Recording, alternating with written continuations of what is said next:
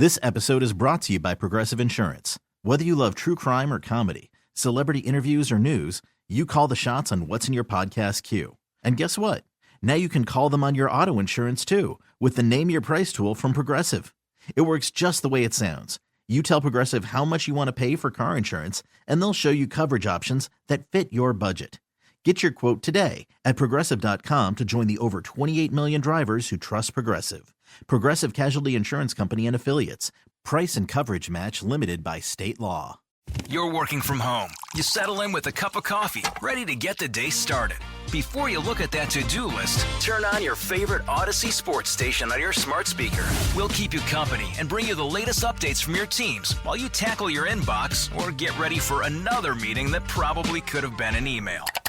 Power through the workday with the entertaining sports coverage you love from the local voices you trust. Just ask your smart speaker to play your favorite station. Hey, what's the easiest way to find out what channel the game's on? Sports on What? Subscribe to the Sports on What app and quickly find the channel for every provider. Satellite, cable, or streaming. Sports on What knows the channel the game is on, and you can too. Download today. And now, here's the question. Hola, bitches. Good day to you and yours. All right, it is amazing, frustrating, and sometimes disgusting, the things we accidentally swallow or get into our mouths. And it happens to everyone from time to time, including humpback whales. And much like us humans, when humpbacks realize there's something in their mouth that they don't want there, they make the effort to spit it out. Case in point, last week off the coast of Anacortes, a humpback accidentally sucked a seal into its mouth, not unlike Heidi Klum.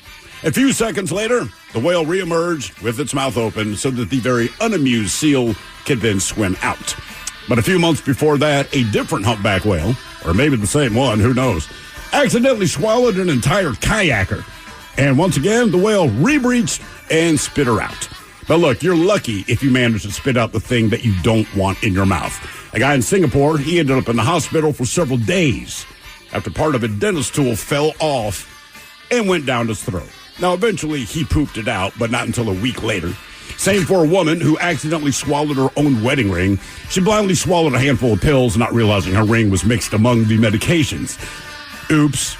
And then there's Taylor Swift. Now, during a London show of her most recent tour, she was singing whatever song she was singing when an unidentified bug flew into her mouth.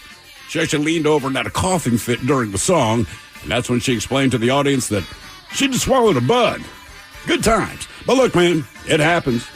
You get something in your mouth you did not intend to have in your mouth, or you accidentally swallow something and it just is what it is. Maybe it's good. Usually it's bad. But today, that's what our question is all about. Whether it's you or something gripping you, we want to know, what did you get in your mouth, or what got its mouth on you? To be a part of the big show, call 206-803-ROCK. Like the Men's Room on Facebook, follow us on Twitter and Instagram at Men's Room Live, and send your emails to the Men's Room at KISW.com. This episode is brought to you by Progressive Insurance. Whether you love true crime or comedy, celebrity interviews or news, you call the shots on what's in your podcast queue. And guess what? Now you can call them on your auto insurance too with the Name Your Price tool from Progressive. It works just the way it sounds. You tell Progressive how much you want to pay for car insurance, and they'll show you coverage options that fit your budget. Get your quote today at Progressive.com to join the over 28 million drivers who trust Progressive. Progressive Casualty Insurance Company and Affiliates. Price and coverage match limited by state law. You're working from home. You settle in with a cup of coffee, ready to get the day started. Before you look at that to-do list, turn on your favorite Odyssey sports station on your smart speaker. We'll keep you company and bring you the latest updates from your teams while you tackle your inbox or get ready for another meeting that probably could have been an email. Power through the workday with the entertaining sports coverage you love from the local voices you trust. Just ask your smart speaker to play your favorite station. The debauchery rolls on. You're listening to the Men's Room with Miles and Thrill. 99.9 KISW. All the shows, away we go. Welcome to season 19, episode number 4182. What a large and in charge program we have for you today. Guaranteed future repeat. Exciting return of Who Sucks Less TV. Bring us 3 stories from news each and every week. They all suck, but it's up to us to determine out of the 3 stories which one sucks the least. I understand we're dealing with an interesting group of stories this week. Yeah, they'll just annoy the living piss out of you. I mean, we got a guy, we covered him, I want to say, last week in Mike's headlines, but he didn't want to take responsibility for not being physically responsible, so to speak. We have a woman who's just greedy and awful, and finally we have a school board in New Hampshire who just doesn't make sense. Okay. Who Sucks Less is coming up. What else do we have for you today? If you have not done so yet, please download the Odyssey app. It's absolutely free. And then subscribe to the Men's Room page where you get all of our shows conveniently just dumped right into your file there. From there, you will get the Men's Room Happy Hour every Friday morning. We're on episode number 24, as the Happy Hour is now a once-a-week podcast. And you get that if you subscribe to our daily podcast, and it just comes into your stuff there every Friday morning. I don't know the correct terminology for when stuff just ends up in your app. I don't know. If you subscribe, it is inserted, there for you. It shows up. It is. I'm sure there's some to listen to it anytime you want, and you populates. Populate? No. What is it called when your podcast drops in? Or does yours drop in? Well, you can subscribe to the podcast. Yeah. So it's on the app now. We got a brand new episode out this morning. Is it uploaded to you? Yep. There you go. That sounds professional. It's uploaded right there in your phone. You can listen to the show anytime you want. Like if you want to hear this stuff, just get on the damn app. Yeah, it's free. That covers it. It's free. Download it and check out the app here at episode number 24. All right, today on the question, what did you get in your mouth or what got its mouth on you? It's been an interesting year as far as the world of whales are concerned. It's their year, man. They've had a lot of stories, either boats being turned over by whales that have breached out of the water, like the one did, I believe, in Maine or Massachusetts, and basically wrecked a fishing boat. And launched the guys out of it. Correct. Story about a whale that, opened up its mouth on someone who was basically just out there on a kayak, I believe, or maybe a stand-up paddleboard. I'm not sure how that one went, but ended up in the mouth before being spit out. Yeah. By a giant whale. That's the one nice thing about at least humpbacks. I mean, they'll accidentally get you in their mouth for obvious reasons, but somehow they recognize they don't want you there and they spit your ass out. The group of orcas off the coast of Portugal and the Strait of Gibraltar that keep attacking all the yachts and sailboats and everything else. So whales have been in the news, and they're back again. They say it's a good thing seals aren't on a humpback whale's menu. A photograph by a whale-watching naturalist captured a seemingly bewildered seal in the mouth of a humpback whale after the giant mammal accidentally gulped it up Thursday in the waters off of Anacortes, Washington. The food mix-up began while a Blue Kingdom whale and wildlife tour boat spotted birds flying over a school of fish, and a humpback whale was swimming toward it. Captain Tyler McKean said. He said the humpback then used a feeding technique where the whale opens its mouth wide and takes in as many small fish in water as it can. Isn't that its usual technique? I believe so. But instead of remaining underwater afterward to filter through its baleen, it surfaced and began opening and closing its mouth. Now, after the whale went back underwater, photographs and videos were checked by whale watchers. It only took a couple of seconds to identify and pull up the frames and zoom in. That's when we saw a seal. It was a kind of a funny moment for everybody. I mean, it probably wasn't that funny for the seal. The photograph shows the seal, which presumably was also hunting the fish, emerging from the bottom of the whale's mouth. McKean recorded a phone video where the seal is getting flushed out. I'm guessing this is a situation probably happens every once in a while, just because there's a lot of other stuff there that eat the fish as well. They say that humpback whales visit the Salish Sea, the inland waters between BC and Washington State during their migration. Humpback whales were hunted to local extinction in these waters, but believe it or not, over the last 25 years, the numbers have recovered and are now routinely seen in whale watching tours. You know, the whale that accidentally gulped the seal is known as Big Mama because she has been seen with 7 different calves over the years. I'm not sure the Big Mama is appropriate. I think loose mama. There's a different term for that mama. She's out there throwing that big whale ass around. Yes, I'm going to give me some whale ass. Yes. Yeah. Your mama like Cheers. Where's Big Mama? Everybody knows her name. You start doing I know a lot of your things mama about jokes. Big Mama. Come on, Big Mama. Big Mama. Did you see a picture of the seal? Easy Mama. Yeah, he's just looking up like, what in the hell is that? I mean, the look on the seal's face, somehow it's universal, like, are you kidding me? I mean, the seal looks disgusted, mildly scared, but definitely irritated that he's just been in this whale's mouth. Now we head to Singapore. Somewhere Jiminy Cricket's got to show up, right? Yes. Right. A simple procedure to fill a tooth turned out to be a nightmare for Mr. W and his wife, Miss Rena, when he ended up hospitalized for several days. During the dental procedure on the morning of May 28th, part of the equipment the dentist was using on his tooth fell off and went right down his throat. When asked about the incident, a spokesman for the hospital said when a foreign object is suspected to be lodged in a patient's body, dentists would first do a dental x-ray to scan the upper and lower jaw, try to locate it. Now, if that's not viable, patient would be transferred for further imaging, scans like chest, neck, and abdominal x-rays. These scans would help determine the position of the instrument. Now, in this case, the dentist gave Dr. W, who did not want to be named, obviously, a referral letter and told him to go to the emergency department of the nearest hospital and have it removed. So he took a bus to a general hospital where he was admitted. Now he had to undergo several scans over the next few days as doctors monitored where the piece was. His wife, frantic, fearing it might hurt him while it remained in his body. All they did on the first day was take an x-ray. It was only the next day they tried to retrieve the item with a scope, but the attempt failed because it was too late. The scan then showed on the next day it had moved into his small intestines. The wife still had difficulty believing that something could fall off of dental equipment and go down the throat into a stomach. She says, how is this possible? Well, do the math. The doctors told the couple they would monitor for 2 weeks before considering surgery to remove it. They tried to reassure me there is no bleeding. Only if there is bleeding, then they will operate. So doctors decided that since it was not doing any damage, they would wait and see if it could be passed naturally. And on the afternoon of May 30th, clinic representatives visited her husband with a basket of fruit, assured him they would pick up the bill. On checking in, he had to undertake to pay for the treatment. The missus said this is totally unfair since it was their fault that he ended up in the hospital. Now, with the object working its way through the small intestines, the medical team will continue to monitor the patient for discomfort, symptoms such as pain, difficulty swallowing, all that stuff. Scans would be repeated to check for the foreign object. On May 31st, a scan showed that the object was near or in the big intestines. I don't know whether to laugh or cry. There seems to be no damage, but it's still on the inside. They are now sending all his poop to the lab to check if it comes out. Now, on the morning of June 3rd, a week after the accident, the wife texted to say, he gave birth this morning. The object is out.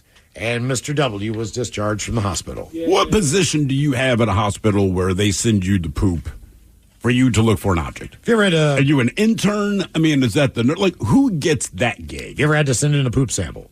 Yeah. Real quick, medical student maybe, or That's my guess, because I can't somebody. imagine. What do they call it when they look like you're not the doctor, but you're almost there? That is the nurse practitioner.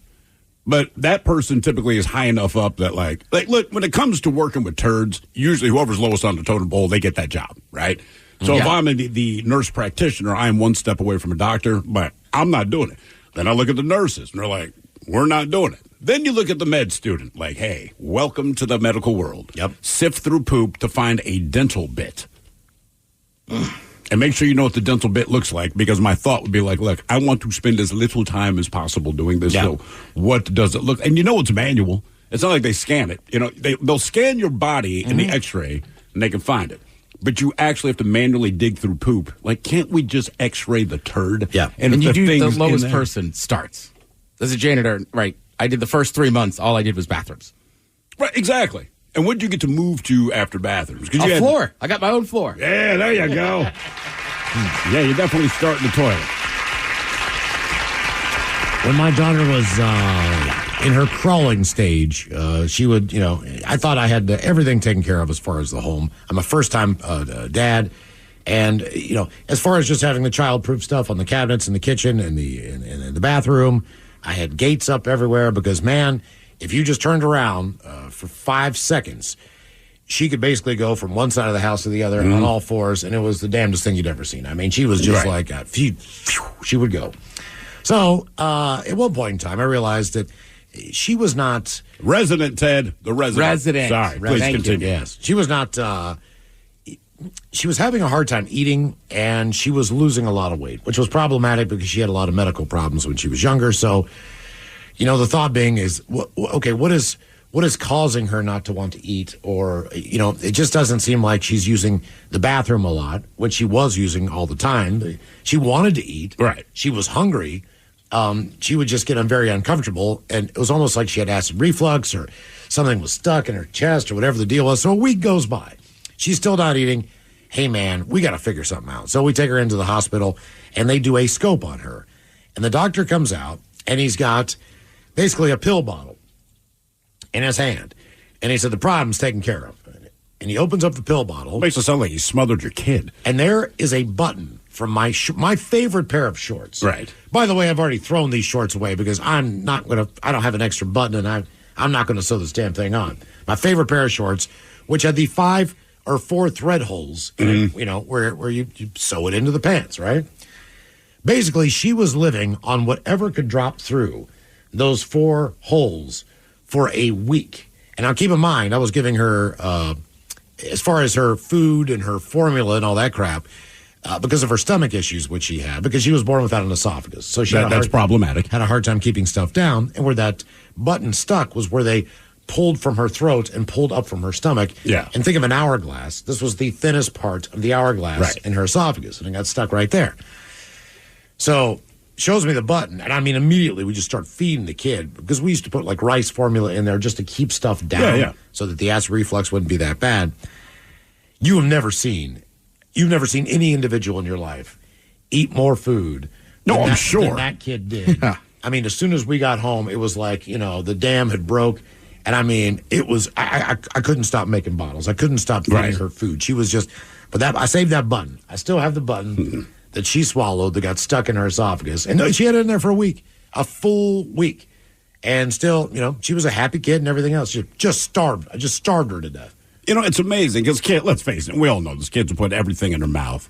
I actually looked out with my kids, and neither one of them, as far as I know, swallowed anything that they shouldn't have, or if they did, I never found out and they passed it naturally. But as a direct result of children, I've had stuff in my mouth I'd prefer not to. And look, your kids will puke in your mouth, all that kind of thing. And it sounds stupid. You can kind of deal with that because you expect when you're burping them, you know what you're doing. Either they're going to burp or they're going to puke. One of these two things. And you think they're all done, and then they puke, and you go like, all right. But my daughter, when she had her first official, human poop, so when kids are born, if you don't know, which I did not know until the doctor told me, first couple of days, their poop is just like this thick black tar. Basically, it's whatever the fluids are in the womb. Amniotic fluid. Yeah, and they're getting it out of the... So it's like this sticky black tar. It's not like official poop yet. So we're waiting, and just to make sure your kid's healthy, much like watching your kid walk or say their first word, you're waiting for their first official poop, as stupid as that sounds. But, of course, in this moment, my wife has run to the grocery store. She's gone maybe 20 minutes. And my daughter, she has her first official blowout. It's not awesome, but you're real happy to see it. Like, all right, we are healthy. Take off her That's almost diaper. better than mustard up the bag. I'm like, that is actual poop. This is fantastic. Right. She's healthy. Well, she starts kicking her feet back and forth, right? So the balls of her feet hit the back of her thigh, which is where all the poop had run down. But as she kicks her feet out, the turds are just flying off of her feet. It'd be like sticking your fingers in mud and then shaking your hand, right? And so I'm grabbing her poopy ankles, and I realize, keep in mind, I'm doing this in the bathroom.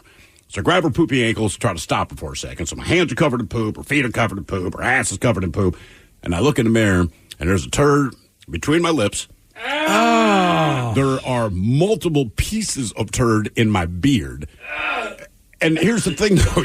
Sorry, Mike, but what sucks about this moment, aside from the obvious, is I can't, not change her to deal with me. So I still have to clean her up and do her diaper before I can get this turd out of my mouth, man. So I'm keeping my mouth.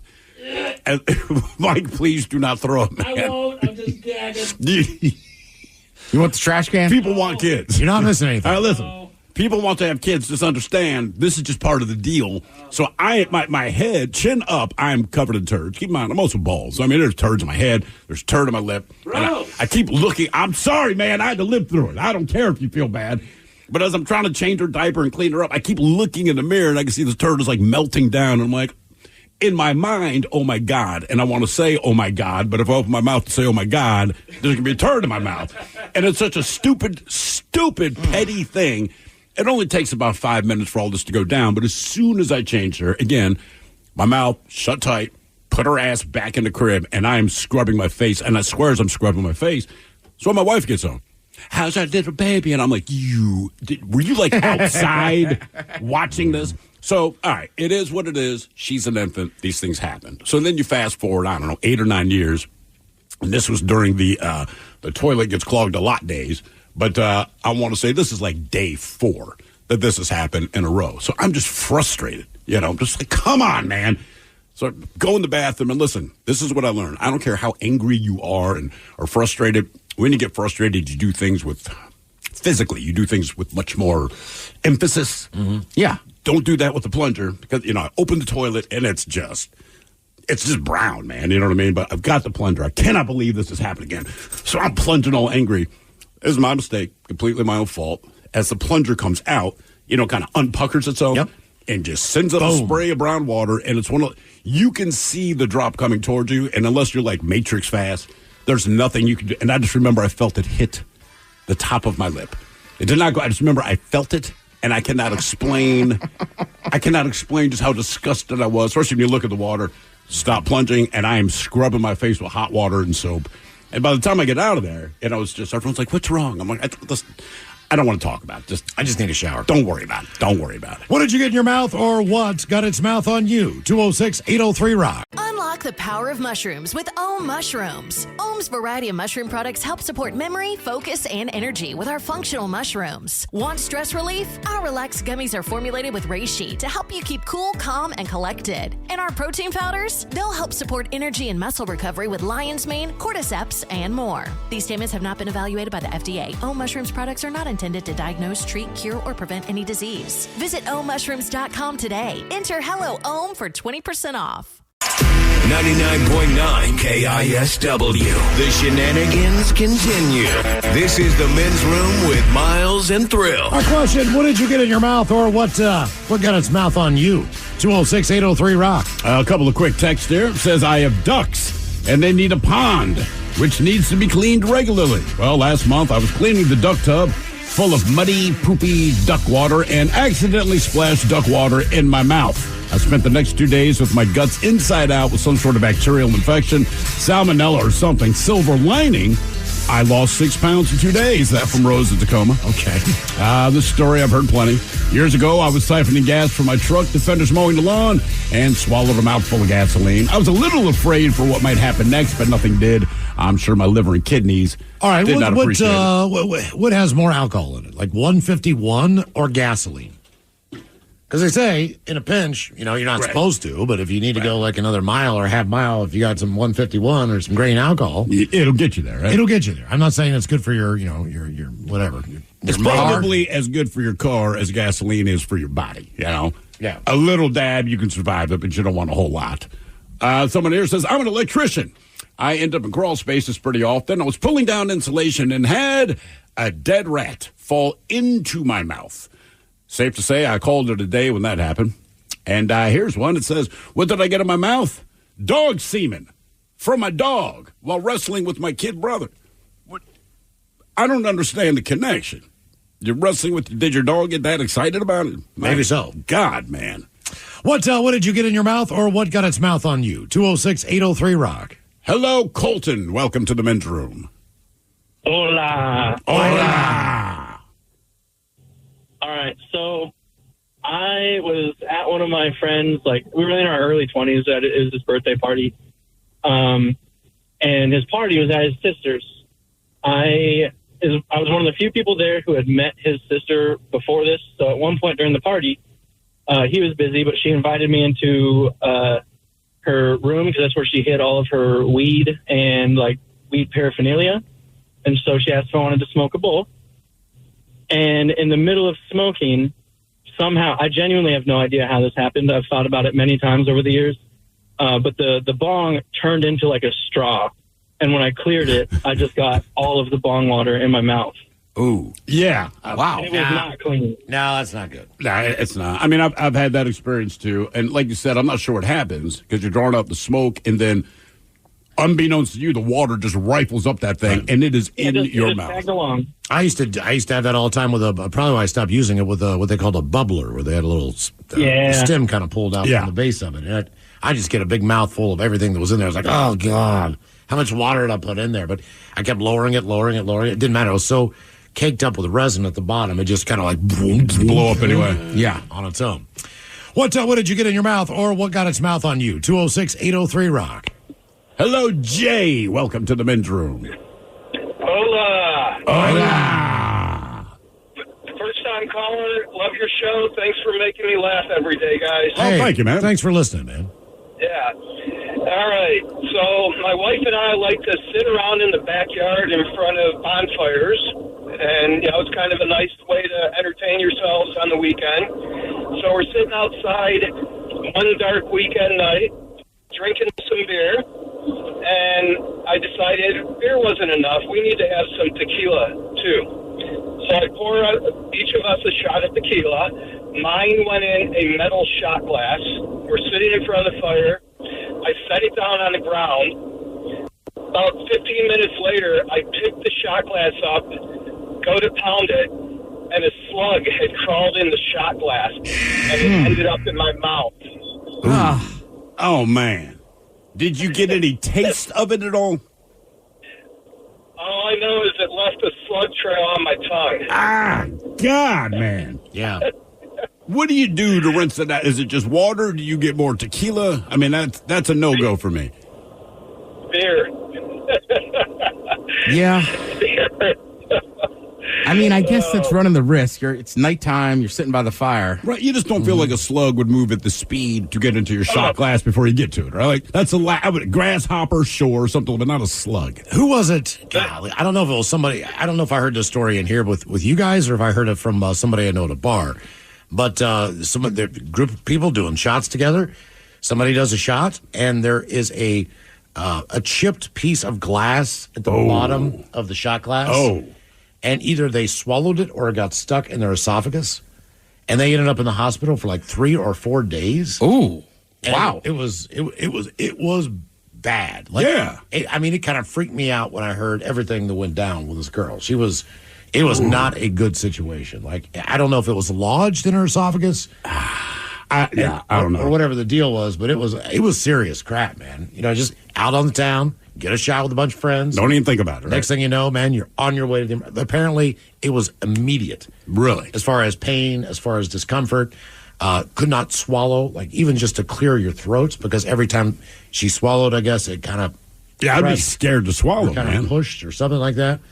Could not eat, could not do anything. I mean, basically was just in pain with this dagger in the back of her throat. I mean, what do they do to get it out, or do you know?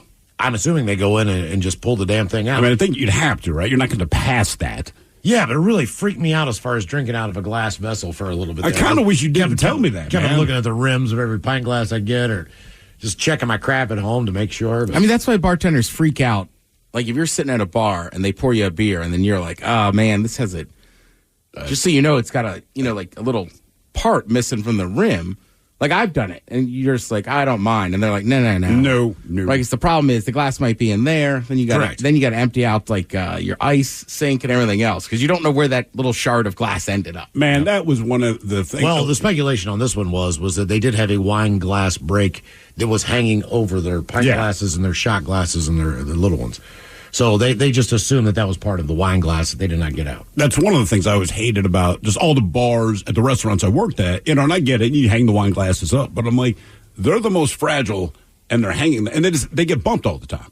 Just as you're doing your thing, like you bump them, and these things broke constantly. But the worst we had, a guy broke a glass. I mean, not his fault, he wasn't trying to, but over the ice machine. And that's like the absolute positive worst, because you're never going to find a shard of glass, but you have to empty out the entire thing. You can't use it. It has to be clean. So we got to run to the store and buy bags of ice so that people can just have a normal drink. All right, I got a bartending question with the wine glass. If you go to a decent place, you will see either the sommelier or the bartender completely clean that glass to the point where you look through it and it's absolutely clear. Always.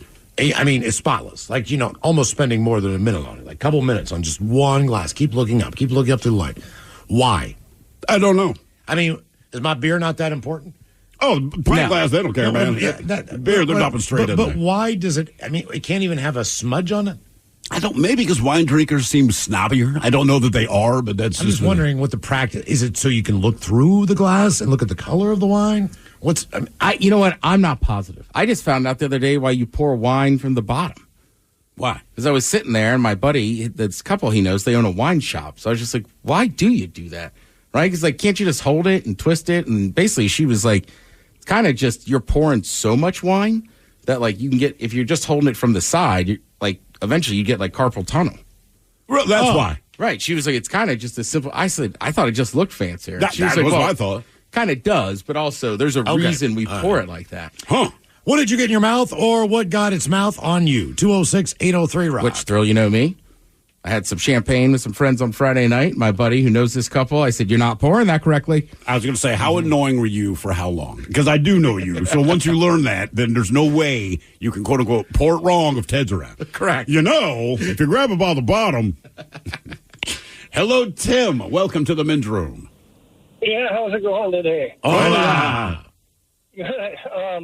I don't know what was worse, was eating a bar of soap from swearing, or I was the youngest kid of 7, and I'd always tease my brothers, and I used to get away with it, but when they catch me, I swear to God, it was always in the yard where there was a dog poop, and they'd push my face and make me eat it, not eat it, but get it in my mouth, Yeah, I think that's worse than the soap. How much older were your brothers than you?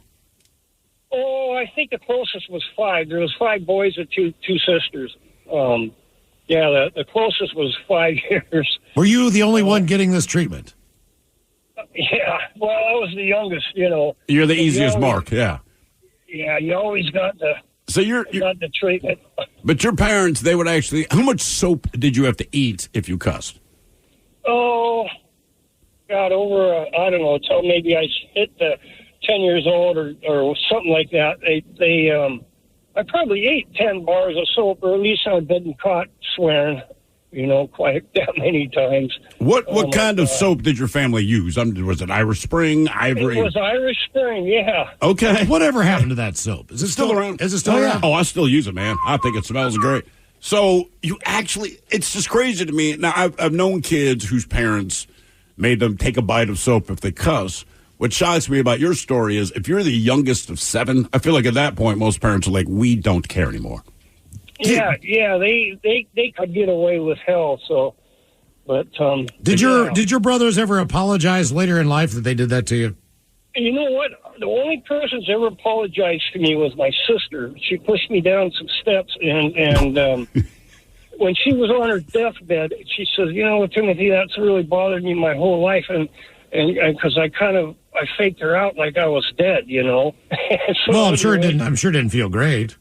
Yeah. So anyway, that was sad, but whatever. Yeah. So I mean, it's like I don't know what's been in out of my mouth. I mean, I look up there one time, or my dad worked at King County Solid Waste, and we used to be able to shoot seagulls. They'd be everywhere. I mean, it's crazy, but I shot them. I shot that one. And just everything, racing motorcycles, you get mud, oh, God. Oh, yeah. Your teeth would get just caked. Well, I've told the story multiple times about just being on an open helmet with my scooter and kind of had my mouth open, man, and whatever that bug was, I've had 2 bugs that I've swallowed. I don't know what that one was. All I just know the sting in the back of the throat, and then we're still just trying to figure out why your mouth was open and it was gone. Riding a scooter. I don't know, man. I don't know if I told you, the image in my head. You look like the dumbest man. I told you, I'm like a dog with its head out the window in a car, like Apparently, it just went, and I went. I was like, I had one bug hit my Adam's apple. The other one went to the back of my throat. Those are the 2 bugs that have hit me.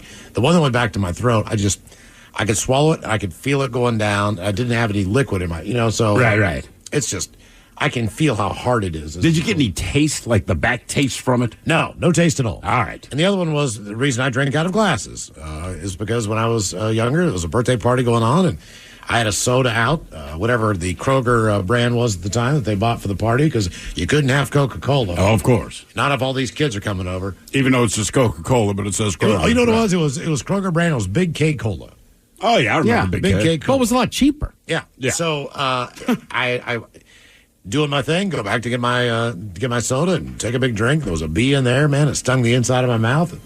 That was absolute. The entire side of my cheek swelled up on the outside and on the inside. It was like it was pushing up against my teeth, but it was swollen out on the side of my, like I'd been punched in the jaw. How quick did it happen? Immediately. Okay, because my father tells a story. If you see my father outside, and I couldn't get it out of my mouth because it was flying.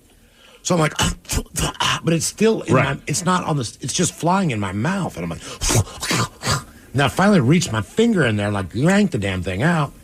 But I was like, Jesus, man. I mean, and then it just swelled. And again, this is a birthday party. Hot dogs, everything. I could not chew. Like, Right. I mean, it messed me up. Because my father, if you see him outside and he has a drink, it does not matter what the drink is. His hand, and since childhood, his hand just rests over the top. And I finally asked him, I don't know, like 15 years ago, like, what is up with that, man? And I think we were sitting outside of my house, he had like a can of Coke or something. And he goes, oh, yeah, my hand over the top. He goes, listen, when I was like 18, living in Texas, like all the family's over, because that is what they do in Texas, right? So there's like 40 of us. And he said, I'm talking to my uncle. And my uncle took a sip of his Coca-Cola. He screams and throws the can away. And my father said, what's wrong? And he said, before he could say, I got stung by a bee. And my father can't ever tell me the story without laughing over himself. But he said, before he could even say, I got stung by a bee, he said his lip blew up. So it came out like, I just got, and he said, it was amazing. It's like this whole thing. And he goes, I remember his voice more than the lip. It happens. Oh, he said it was instant. The swelling What's wrong? I got stung. And I'm not kidding you. It looked like someone had punched me in the cheek as hard as they could, and it was swelling and bulging out. Yeah. But it was doing the same thing on the inside of my mouth. So it was like going both directions. And I'm just like, oh my. And I kept trying to push on it, and it was just in pain. Anyone get a picture? I don't think so, no. See, man, as a parent, it is my obligation that, look, I know my kid's in distress, but if it's that kind of thing, like, oh, no, we're getting a picture. It's like the picture of the dogs. Like, you feel bad for the dog, but, like, they got stung and their face is just yeah, exactly. Also, exactly. I was like 9 or 10 at the time. That was the first time I'd ever been stung by a bee on the inside of my mouth. So I think they were more worried about... Had you been stung by a bee on your outside? No. Never. I'd never been stung before. Of course, the first time it's going to be on the inside of my mouth. Well, that makes every other bee sting easier So to my deal mom with. and my stepdad were kind of more on the tip of, okay, he's swelling is his throat going to swell up? Yeah. So they were kind of more worried about, is he allergic to bees? More so than, let's take a picture of this. Is there a test that they can do? Because the first time I got stung by a bee, I've been stung by yellow jackets, but I got stung by a bee, which in my experience is a much different animal. And the first thing is, are you allergic to bees? I'm like, I don't know, man. I said, let's give it like 10 minutes, see what happens. It hurt like a bitch, but as far as I know, not allergic. And by the way, doctors, you'll always ask us, there's some kind of medication or something they have to do. There's like sulfas or something like that. It's part of a medication thing, pretty standard. And it's, are you allergic to sulfas? Bro, I don't know. I have I heard freaking idea. Just give me the medication, and if something goes sideways, then That's exactly yes. what I told him. But like, I don't know how to answer your But it's question. always a technical term for it. Like when I got my colonoscopy recently, they're like, are you allergic to chloroform-5? And I'm like, why would I know that? What is that? It's a form of anesthesia. Look, man, I've been under anesthesia before. I don't know what they Oh, get. that's right. Okay, so anytime you get anesthesia, I swear they do ask that. But the same thing, like, look, I don't know anything about your industry, all right? But I have been put under before. Are you using, like, is it the same different thing? From hospital to hospital? Like, I've woken up each time. So as far as I know, no. My reaction has been, to fall the hell asleep. Like, I don't, just use whatever they standard use, man. Yeah. I don't know. Now you're freaking me the F out. You go in because you think you're worried about the surgery. And to me, the most pressing question is that one. Because I'm like, well, if I am allergic to it, I'm under. So I don't know how I let you know that something's going south, man. What did you get in your mouth, or what got its mouth on you? 206-803-ROB. That is a good question. I never thought about that. Well, yeah, I mean, I've had a couple times where I've had to been put under in the hospital, and they do ask you every time. But I'm with you. Like, just give me the stuff they usually give. Right, I've had this before. I don't know. Are you using something That's different? me. And why don't you ask me this at the time that we schedule the surgery? Like, I've known this is happening for 2 weeks. I'm already undressed. I'm in the gown. I'm in the bed. There's crap hooked up to my arm. Here's the guy that's got a needle that's going to stick it in this tube. And now you're asking me. And my answer is, I have no effing idea. Yeah. I hope I don't die. Yeah. And I think, honestly, I'm less worried about the surgery. I'm less worried about you having a blade in your hand cutting me open than whether or not I'm allergic to this crap. He asked me if I had vertigo, and I do every once in a while. And so he gave me something else to keep me from being dizzy. And I'm like, well, if I'm out, I'm not going to be dizzy. I mean, this is normally something that happens through my vision, as far as what I'm why seeing. would you be dizzy How if my you're brain unconscious? is processing what I'm seeing is giving me vertigo. I'm like, I'm out, man. I don't know if I need that or not. You got like a party doctor. Yeah, I know. We're going to give you drugs. You're going to be dizzy now. You'll be passed out. Might as well take 5. What did you get in your mouth, or what got its mouth on you? 206-803-ROCK. What's up? It's your boy, the Ted Smith from the Men's Room. And did you know I have a podcast? Well, I do. The Podcast. New episodes uploaded every Wednesday on the Odyssey app. This episode is brought to you by Progressive Insurance. Whether you love true crime or comedy, celebrity interviews or news, you call the shots on what's in your podcast queue. And guess what? Now you can call them on your auto insurance too with the Name Your Price tool from Progressive. It works just the way it sounds. You tell Progressive how much you want to pay for car insurance, and they'll show you coverage options that fit your budget. Get your quote today at Progressive.com to join the over 28 million drivers who trust Progressive. Progressive Casualty Insurance Company and Affiliates. Price and coverage match limited by state law. You're working from home. You settle in with a cup of coffee, ready to get the day started. Before you look at that to-do list, turn on your favorite Odyssey sports station on your smart speaker. We'll keep you company and bring you the latest updates from your teams while you tackle your inbox or get ready for another meeting that probably could have been an email. Power through the workday with the entertaining sports coverage you love from the local voices you trust. Just ask your smart speaker to play your favorite station. This episode is brought to you by Progressive Insurance. Whether you love true crime or comedy, celebrity interviews or news, you call the shots on what's in your podcast queue. And guess what? Now you can call them on your auto insurance too with the Name Your Price tool from Progressive. It works just the way it sounds. You tell Progressive how much you want to pay for car insurance, and they'll show you coverage options that fit your budget. Get your quote today at Progressive.com to join the over 28 million drivers who trust Progressive. Progressive Casualty Insurance Company and Affiliates. Price and coverage match limited by state law. You're working from home. You settle in with a cup of coffee, ready to get the day started. Before you look at that to-do list, turn on your favorite Odyssey sports station on your smart speaker. We'll keep you company and bring you the latest updates from your teams while you tackle your inbox or get ready for another meeting that probably could have been an email. Power through the workday with the entertaining sports coverage you love from the local voices you trust. Just ask your smart speaker to play your favorite station. You're working from home. You settle in with a cup of coffee, ready to get the day started. Before you look at that to-do list, turn on your favorite Odyssey sports station on your smart speaker. We'll keep you company and bring you the latest updates from your teams while you tackle your inbox or get ready for another meeting that probably could have been an email. Power through the workday with the entertaining sports coverage you love from the local voices you trust. Just ask your smart speaker to play your favorite station. On commercial jobs, you know time equals money. That's why Viga Commercial Press Systems let you make fast, secure connections with just one tool. Available in up to 4 inches, spec Viga fittings and valves for your next commercial build. Learn more at viga.us/commercial. Hey, what's the easiest way to find out what channel the game's on? Sports on What? Subscribe to the Sports on What app and quickly find the channel for every provider. Satellite, cable, or streaming. Sports on What knows the channel the game is on, and you can too. Download today. 99.9 KISW. We return to the men's room with Miles and Thrill. Engagement rings, wedding bands are sentimental and expensive items that symbolize your union, which is why misplacing these treasured accessories is enough to induce panic. Unfortunately, Dana McMichael, the wife of retired NFL player Randy McMichael, experienced this anxiety firsthand while being jet-lagged after traveling to several different countries. In a viral post on Instagram, which has accumulated more than 5 million views, Dana explained how she managed to consume the ring and luckily retrieve it.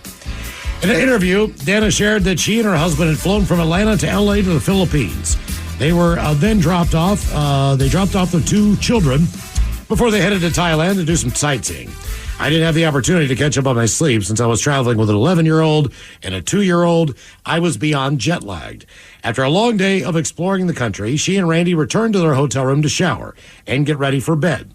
Now, before jumping in the shower, she removed her wedding ring and took her vitamins and 2 magnesium pills. Without looking, I just threw it all in my mouth and washed it down with water. I started to choke, so I tried to throw it back up, but I couldn't. I drank more water and tried to push it down with my finger. Later that evening, Dana noticed that her wedding ring was missing, a realization she shared with Randy. Her husband proposed the possibility she could have swallowed it after a deep search of their hotel room, which was unsuccessful. Pair hunted for a clinic with an x-ray machine in Thailand. 2 days later, they finally found one. And while the medical staff was skeptical the monitor would display a rock, Dana insisted that they proceed with the x-ray. The results confirmed she did, in fact, swallow her ring, and it was sitting in her stomach. As soon as the x-ray was taken, the ring was visible. She shared with the outlet. After everyone in the room shared a laugh, she asked the clinic for a pair of gloves so she could remove the ring once it passed naturally. It came out on the second try, thanks to the magnesium pills, she said. What did you get in your mouth, or what got its mouth on you? 206-803-ROCK. Couple of quick texts. Says, short answer, cow crap and pee all up of my mouth. I used to be a dairy service worker, and I was working on a milking unit, changing a vacuum line, and this cow that was getting milk just unloaded everything. I got covered in pee and poop, and I cannot remember how much got in my mouth, but it didn't stand there long as I projected it everywhere. Meanwhile, what about the veterinarians that need to turn a calf? Have you ever seen that procedure where they're like elbow deep? They're elbow in there working, the calf one way or another. I don't know if that's right before. I don't even know if that's right before birth. I think that's just part of the birthing process, just to make sure that the animal will come out head first or whatever the deal is. What do they but do? You would think you'd think if you're elbow deep when you pull your arm out, man, look out. Yeah. I'm sorry, it's like getting the hair out of the drain, I think that's pretty common when they're doing that. It's got to be. I'd wear a face shield. Or like all the vets that called to say they had to express the anal glands on whatever breed of dog. Ooh. And I remember a woman did call us years ago, whatever, but some of that juice brushed against her lips. I'm like, no, thank you. That ain't juice. Nah, man. What did you get in your mouth, or what got its mouth on you? 206-803-ROCK. Hello, Ethan. Welcome to the men's room. Hola. Hola. So, a couple quick ones. I'm a relatively new dad. She's 9 months old now. But when she was like 5 or 6 months, I didn't know she had just eaten. And so I'm picking her up, and I'm lifting her up over my head. She's smiling, and I'm smiling. And then she spits up right on my face. Yep. And wouldn't you have it, some of that got right in my mouth. I've been there, bro. It's a chalky thing. Yeah, and then my wife's laughing so hard. I'm over here trying to keep my mouth clenched and still say paper towels.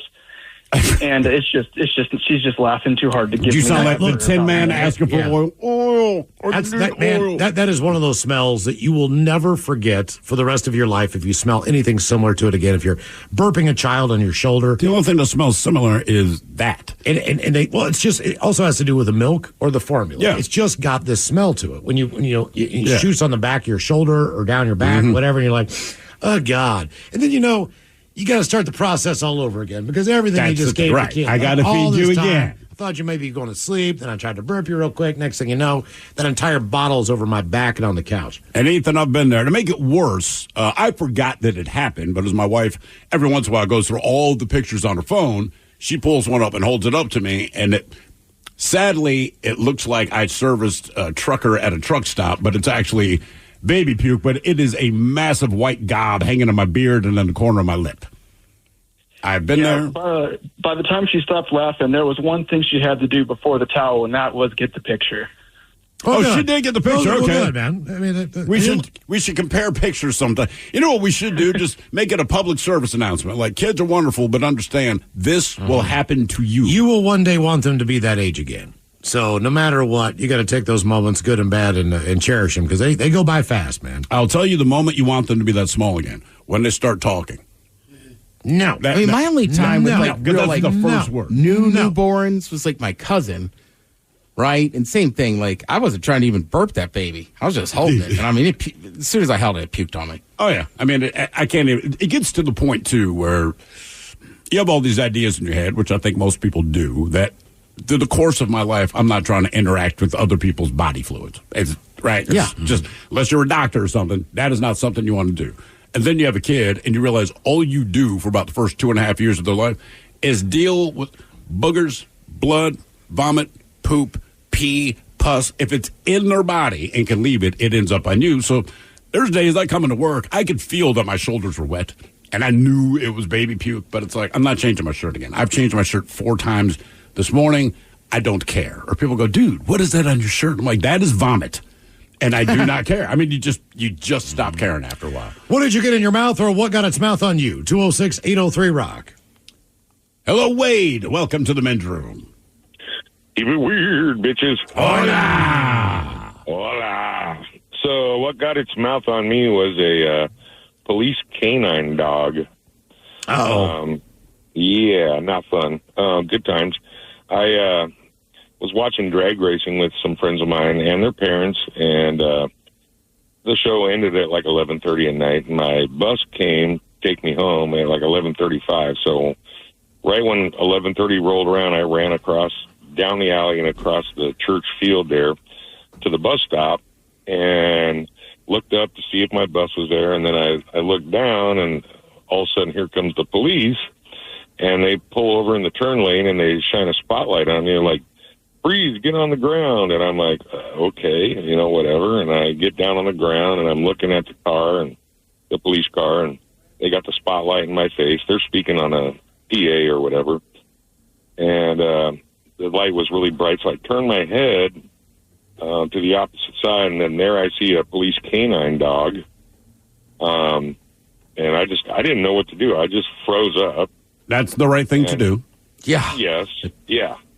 And, dogs are sensitive, right? So they probably sense like your nervousness or whatever.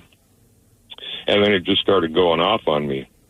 And now, what do you mean going off? Like barking or biting? Biting. Oh no, it was ripping me up. If you've ever seen police videos or whatever of dogs, they are aggressive. They don't even mess around. Yes, they're known for that. Yeah.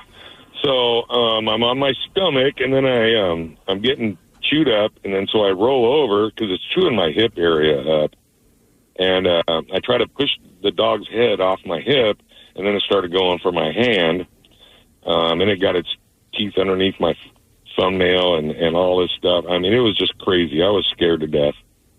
Well, yeah. Did they come and try to get the dog off of you? So, well, there was the problem. The canine officer, which is separate from regular officers, he let the dog go like 100 yards ahead of him. So he had no control over the dog, like hand control, voice control, or whatever. And I ended up suing the Tacoma City Police over it. I mean, it took like years and years because, you can't fight City Hall, right? So, of course. Yeah, I went through 3 different attorneys and all that stuff. But yeah, it tore me up. And that dog's mouth was so big. I mean, the dog's. I mean, they got to pay for your at least your medical bills, right? Yeah, they did. They paid for that. Did they offer? Did they offer an apology on site? You know what I mean? Once they figured out. They did not. So here's what they did. After all this, they tried to blame it on all these other factors, whatever. Like, somebody was a domestic violence in this apartment over here, and this, that, and the other. Yeah, but the dog attacked you. Also, you're a kid at this point, right? Yeah, I was. Not even out of high school yet. So domestic violence with a 16-year-old. Yeah. No, I didn't. I'm not saying it can't happen. I'm just saying that wouldn't be my first thought. Right. Oh, we've been married for 6 years, sir. I just can't take it anymore. Yeah, so they took me to the hospital, which was right across the street from my house at the time, Allenmore Hospital, and they don't patch dog wounds up because of infection purposes or whatever. What? But anyway, so the police... Well, where do they send you to patch up dog wounds? You have to leave it open before you close it up to make sure that it's not infected. Okay, I got you. Like sepsis. Yeah, but something to do with the saliva of the dog or something. They don't patch them up. I don't know. But I was bleeding profusely. And anyway, so they patched me up. They bandaged me up. And they're like, where do you want to go? And I'm like, well, I want to go home. I was just a kid. And so they drove right across the street and drove up on my lawn and let me out of the car. And they said, good luck. That's all they said. Good luck. Yeah. And my mom was not having it. We went straight down to the county city building, and my mom was banging on the door. Oh, yeah, you don't mess with my mom. But, yeah, then it just ended up being a 3-year lawsuit. And I didn't get crap. I mean, like, $6,000 or something like that, Yeah, that sucks, man. That really does. Yeah. That's just even an acknowledgement of, hey, we made a mistake. I'm sorry this happened to you. Sure. That's all. I mean, that goes a long way. I'm not saying that you shouldn't be more compensated monetarily, but at least the acknowledgement of, hey, we effed up. Well, if you cut someone off in traffic Just throw your hand up. Hey, my bad, It man. makes all the difference in the world. They sorry. still hate you, but now they're not thinking about killing you. Yeah. Matter of fact, I think there should be like a horn function like that just goes, sorry. Yeah, my bad. Sorry. Should be like your back windshield wiper, except it's a hand. Right. Just waving back. Like, my bad. Sorry. I messed up. I really did screw up. What did you get in your mouth, or what got its mouth on you? 206-803-ROCK. Oh, another text about kids says, I was changing one of my twin daughters' diapers around 6 months old in the middle of the night, sleep deprived. I got, quote unquote, buckshot straight to the face of something not solid. That really did. And again, listen, if you're listening to this and you don't have kids, I know what you're thinking. Why would anyone want to have kids? Well, I am now 14 years in. I still don't know. But you got them. They're lovely people. But, man, those first couple of years are just – that's the thing with kids, too, right? So it starts with everything they do is gross because they vomit on you, they poop on you, they pee on you, right? Fine.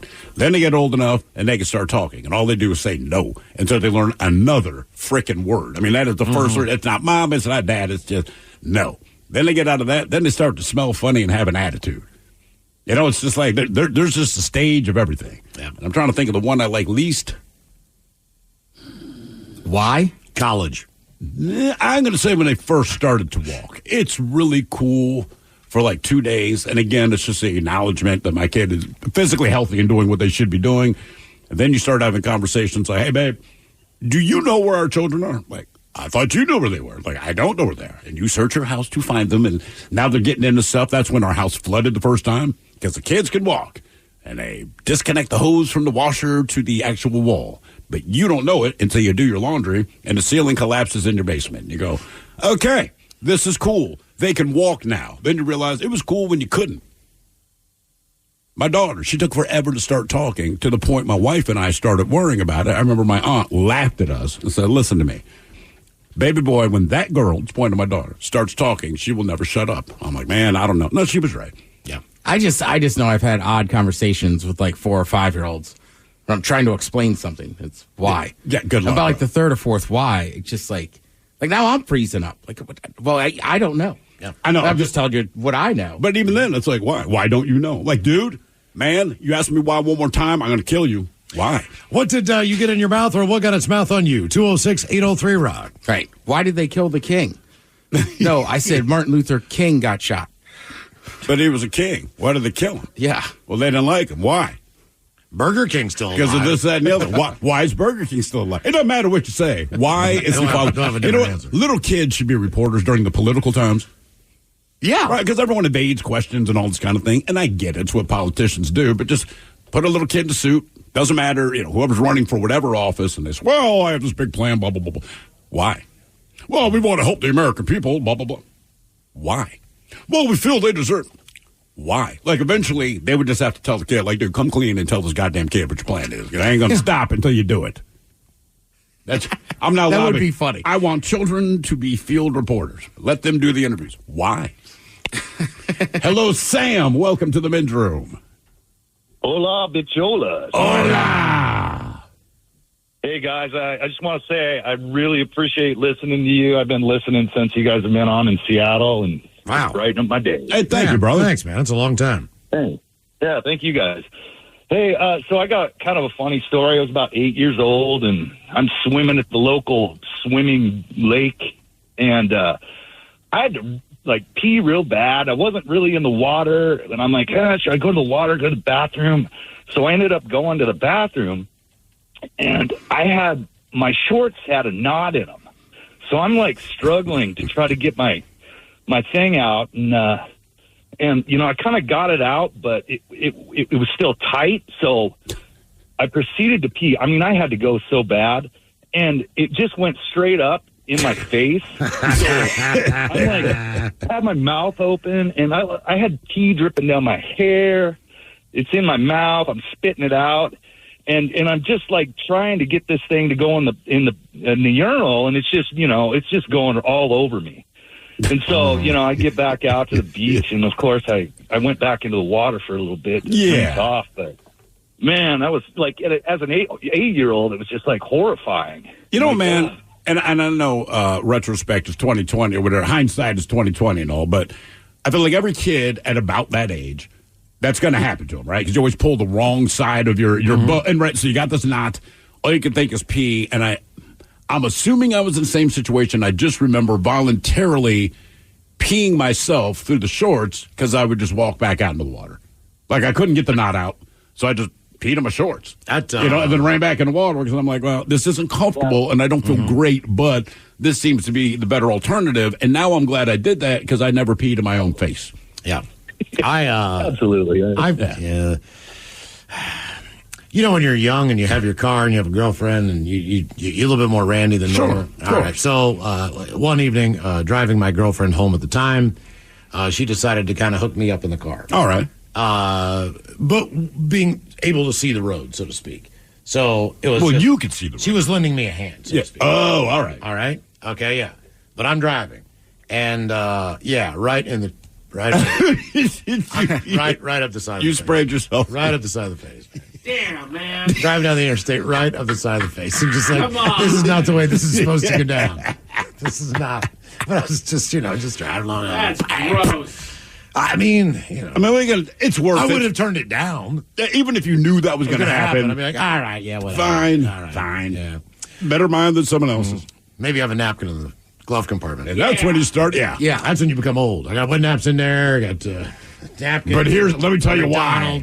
Don't worry, it's a towel in the car. Yeah. What did you get in your mouth, or what got its mouth on you? 206-803-ROCK. I will never forget that one. Yeah, I'd be mad, dude. Really? I would. Dude, I mean, look, it's not how you wanted to conclude. I think we can all agree. Wear that. But it's worth it. It was more comedic than anything else, but it was still, I just was not expecting it. I'm driving down the road. Yeah. And you get hit in the face. No. Now, wait a minute, Mike. I disagree with your sentiment here because I know you're like doing these different exercise things, right? Sure. Like to kind of hold yourself on the plank thing, and then it helps the abs, or you get your steps in every day. Yeah. That doesn't feel like. I'm aware that she's helping me exercise. The here. reward, Miles's reward is worth what you get in the end. Where with you, it's a gradual thing. Like eventually, Mike, this will pay off. Miles had 5 awesome minutes, right? And you get a little. Look, people run marathons. What's the reward? Bloody nipples. Yeah. Mike also, and they had to run a marathon. Miles got hooked up 5 minutes in the car. I don't want to have to deal with that. You're going to be alive to like 80 years old, right? Somewhere in there. Let's just assume you're going to live to be 80. Sure. All right.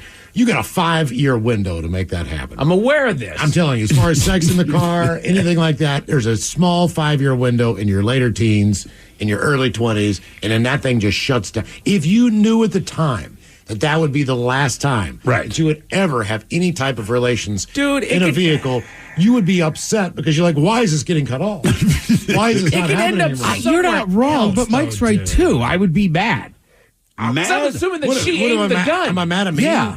I can't be mad at me. It's not like you were aiming the gun there, Miles. She was. Like, on some level, you think she has done this on purpose.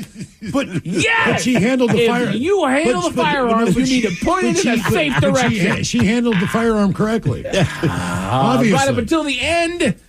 No, she kept it downrange right up until it was time to fire. Right. You could have all the gun safety in the world. That what really matters is where the bullet ends up. That's right. Yeah. Well, he shot himself in the face, but it was. But it's here. I mean, look. Would you rather someone else shoot you in the face, or would you rather shoot yourself in the face? If you were going to wield the greatness, then you need to know where to point the wine. I don't want a bullet to hit me in the face, but I would feel better and take it less personally if I accidentally shot myself. One went right up my big ass. You know what I mean? I'm aware of that. One went right up my big ass nostril. You're way too comfortable, Miles. I wouldn't. No, I'd be pissed. I'd be mad. No, I mean, come on. I think it's worth it. I think that ending is worth what that probably got me. That probably was the last time that anything ever like that has happened. It's because you let that happen. You shamed yourself. I'd let it happen again if someone would let That's what I'm saying. But now they know what you're willing to do. I'll give you a ride. Yeah, sure. I'm your Lyft driver. What did you get in your mouth, or what got its mouth on you? 206-803-ROCK. This episode is brought to you by Progressive Insurance. Whether you love true crime or comedy, celebrity interviews or news, you call the shots on what's in your podcast queue. And guess what? Now you can call them on your auto insurance, too, with the Name Your Price tool from Progressive. It works just the way it sounds. You tell Progressive how much you want to pay for car insurance, and they'll show you coverage options that fit your budget. Get your quote today at Progressive.com to join the over 28 million drivers who trust Progressive. Progressive Casualty Insurance Company and Affiliates. Price and coverage match limited by state law. This episode is brought to you by Progressive Insurance. Whether you love true crime or comedy, celebrity interviews or news, you call the shots on what's in your podcast queue. And guess what? Now you can call them on your auto insurance too with the Name Your Price tool from Progressive. It works just the way it sounds. You tell Progressive how much you want to pay for car insurance, and they'll show you coverage options that fit your budget. Get your quote today at Progressive.com to join the over 28 million drivers who trust Progressive. Progressive Casualty Insurance Company and Affiliates. Price and coverage match limited by state law. You're working from home. You settle in with a cup of coffee, ready to get the day started. Before you look at that to-do list, turn on your favorite Odyssey sports station on your smart speaker. We'll keep you company and bring you the latest updates from your teams while you tackle your inbox or get ready for another meeting that probably could have been an email. Power through the workday with the entertaining sports coverage you love from the local voices you trust. Just ask your smart speaker to play your favorite station. 99.9 KISW. The men's room returns with Miles and Thrill. Coming up, the return of Who Sucks Last, right after emails on our question, what did you get in your mouth or what got its mouth on you? 206-803-ROCK. A couple of texts here. First one says, this is really not a good day for this topic. I was extremely sick yesterday, puking and pooping all day. I felt better until your show came out. Now I feel like puking and running to the porta potty. Thanks a lot. You, my friend, are welcome. Miles, regarding the incident that happened with you and the girlfriend in the car. I don't really consider it an incident. It's an incident. I think that's the best way. It's a thing that happened. It may or may not. Well, wouldn't that be an incident? Okay. You know, Mike is convinced it was not an accident. That's right. So we will go ahead and call it an incident. I think that was spite.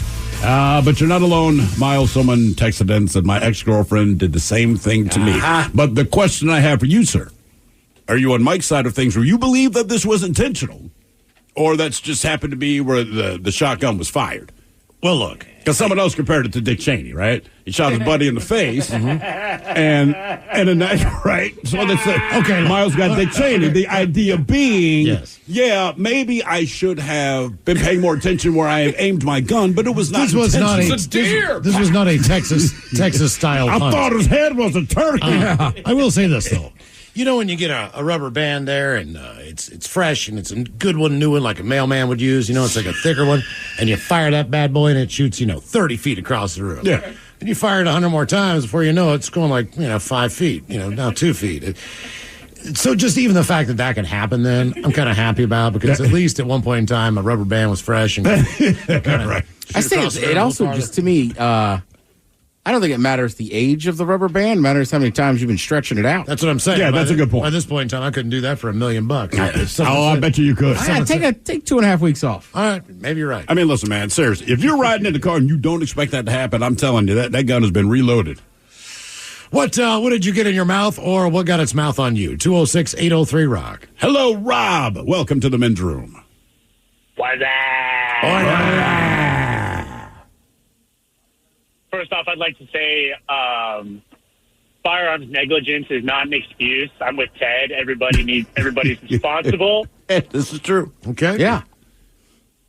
But the flip side is if someone volunteers to walk in front of the target on the field, you kind of go, hey, man, this is a dangerous spot. Miles's point was his quote was, she handled the gun correctly. And I'm just saying, that's not how it works. You can, right? I mean, the gun's in the holster all day. You've handled it correctly. The gun was out of the holster. I'm aware of that. She took it out of the holster and everything else, and then let the bullet just go where it wanted. Right. Know your target and what lies beyond it. Bam. Man, come on. Yeah, exactly. Simple stuff. You can wield the weapon properly, like 99% of the time, but like quick moments. But like Dick Cheney's friend, Miles has forgiven the shooter. Yeah. I will say that. Yeah, fair. There's only so much room between your gut and the steering wheel. There's only so many ways. Right. I mean, there's not like you point it forward. I mean, you could. I mean, you just got to clean up the mess. But yeah. So fortunately, I wish you had gotten pulled over in that moment. Sir, what is that on your face? Hair gel. They call it I think it's my leftover Krispy Kreme donut. Yeah. That's awesome. So luckily my story is not nearly as embarrassing as this, but my mother, when I was about 8 years old, was helping me clean my room, just as every good mom does. Well,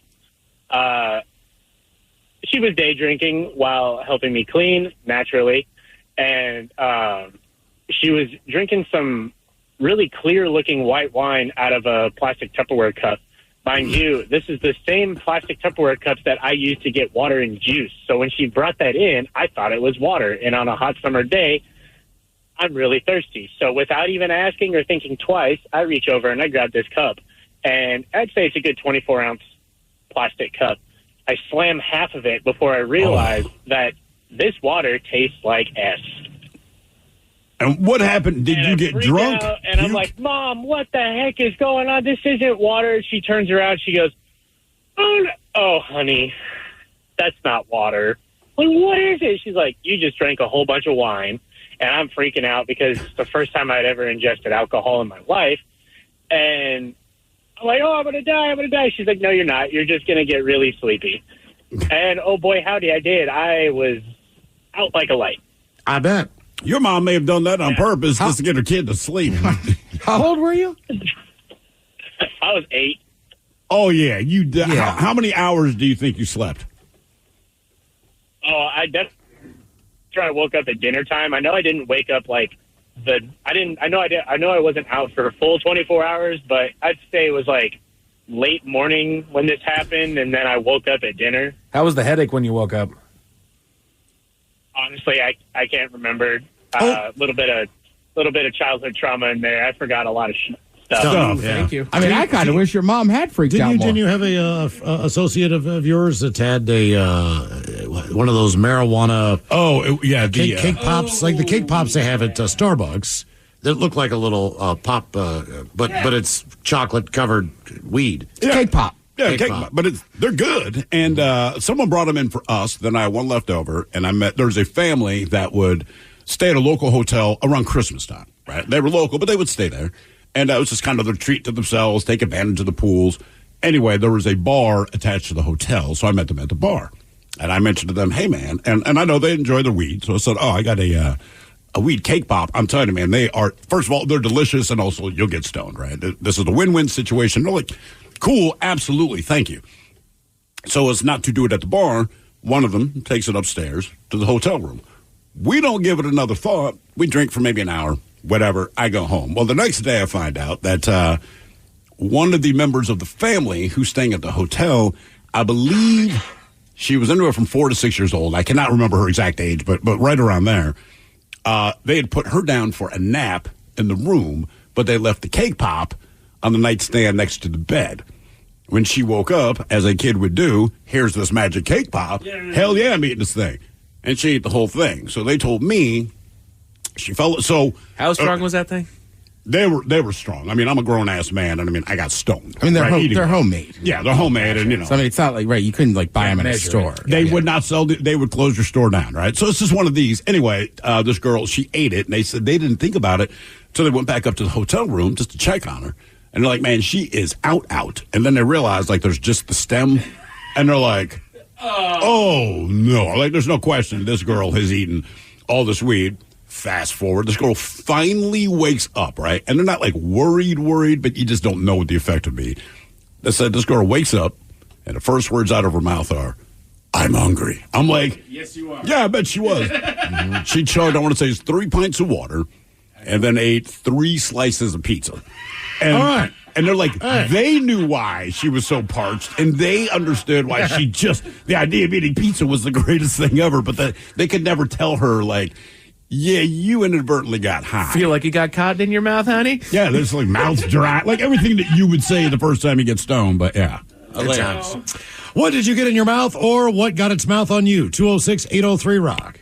Hello, Paul. Welcome to the men's room. Hola. Hola. So I was 20 years old, which is about 35 years ago, and I was bussing tables at a restaurant, and I heard that there was a chance at a local bar to wrestle a bear. All right. Wait, what kind of bear are we talking? It was a North American black bear. All right. Turns out it was about 7 feet tall and about 350 pounds or so. So I signed up to do it, and the word spread I was going to do it. So that, wait, what motivated you to do this? Like, what? On what level did this sound safe or like a good idea? On no level. I was 20 years old. Okay. I was probably in the best shape of my life, and I was 6'3", probably 200 pounds. I didn't think I could beat it. I just thought, what a great experience. I was going to go for it. Okay. All right. So I get to the bar, and I sign up, and I wasn't even old enough to drink, so I had to tuck my way into the bar. And I go in, and four groups get signed up. There's another guy kind of like me, just a regular Joe. There's me, and then there's these two really wasted ladies who at the time seemed old, but they were probably in their 40s. And then there was the toughest street fighter in our hometown. This is Canton, Ohio, who showed up, and it was back when Lycra bike shorts just came out. Well, he shows up in these Lycra bike shorts, and he's built, and he brings a mouthpiece because he's in his head. He's going to kick this bear's hiney. So the guy, we signed a pack of, all this paperwork to waiver any liability. So this in we bear go. might kill you. Right. Yeah. Does the bear recognize that this is a bear? But the bear has a muzzle on it, right? No muzzle and its claws. No, it was. Are you still thinking like, hell yeah, I want to do this? At that time I was kind of looking for the proverbial mouth. You're right. But I was locked in at this point. Me and this one guy was just kind of regular guy. We kept talking to each other like, this is going to be all right. And we asked the guy some questions, and he said, look, this thing's been all over the country doing this. It's done this, twice a day for, however many years. And, you'll be fine. He kept saying, you'll be fine. So into the bar we go. Long story short, we get in there, and it's kind of a sunken pit dance floor, and that's where they had some mats down.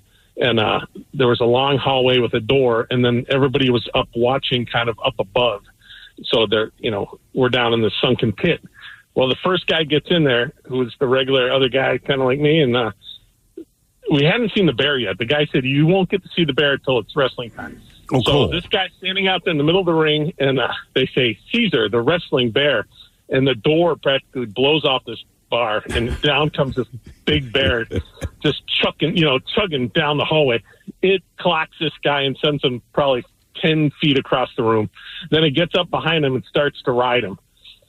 Oh, and I'm like, oh. I looked at the guy and I said, I'm out of here. And he says, no. He goes, it's all part of the show. He says, it won't happen to you.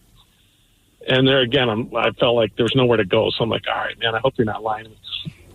So this guy, he got 3 minutes. So this guy had his 3 minutes. He got tossed around pretty bad. And he didn't win. He had to pin it for 5 full seconds. So what, on its back? You got to pin a bear on its back? Well, the guy told us outside, if you were paying attention, which nobody except me and him were, that the only people that ever pinned it were women who tickled it and talked it into laying down. He said, you don't strong arm. He said, the more energy you give to this thing, it'll give it back, 3 or 4 times. He said, you don't punch it, you don't pull its hair. This thing will, if you tick it off, it'll destroy you. So, and this was a legal operation, correct? This, you can find it still. The stories are still somewhere. I found it on the internet not too long ago. Yes, you said Caesar the wrestling bear. All right, he's a Canadian black bear. He wrestled human challengers. What do you think his record was? I'm going to guess blank and O. No, he claimed that some women had pinned it. Correct. Out of 18,000 matches, he lost 10 times. Okay. And I think he ended up killing the guy who owned it, if I'm not mistaken. I've had enough. Or the guy died by some other wild animal, because they always get some bigger animal. So anyway, the 2 ladies go in, and they're, like I said, at the time seemed old, but they were probably 40, and they're hammered. And they go in, and it was a tag team match. Well, the bear was a male, so he throws the one gal down, and he finds her proverbial honeypot in bear speak, and the other girl says, hey, that's my friend, and jumps on its back, so he throws her down, and for 3 minutes, the bear just enjoyed the gals, and the place is just dying by then. Everyone's just crying with laughter. And then I got in there, and the guy says, stand up, and he said, put your arm out to get back to the subject. This bear stands up and puts his mouth over my arm and practically swallows it whole and stands up. Well, I'm, like I said, was 6'3", or still am, but I'm holding my arm up probably about 7 foot high at this point. And that's how tall the bear was on its hindquarters. Yes, correct. Jesus. And I looked at the guy, and the guy says, it's okay. He says, you're just getting your scent. So he said, he'll spit you out in just a second. So he spits my arm out. He drops down. And he told us outside the bear knew how to wrestle. Well, the bear leg sweeps me. Oh, nice.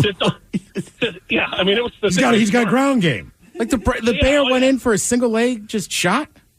double egg sweep, just swiped me right off my feet. And the guy kind of coached me. He said, now get up on your elbows and, try and work up to your knees and then spin around. Well, I spun around at one point, and I rolled that bear over, and I had it pinned for about 3 seconds. And it dawned on me about second 2 that I had it pinned. And I looked up at the crowd, and about second 3, that bear just rolled and flipped me right off. I was nothing to it. What did the bear smell like?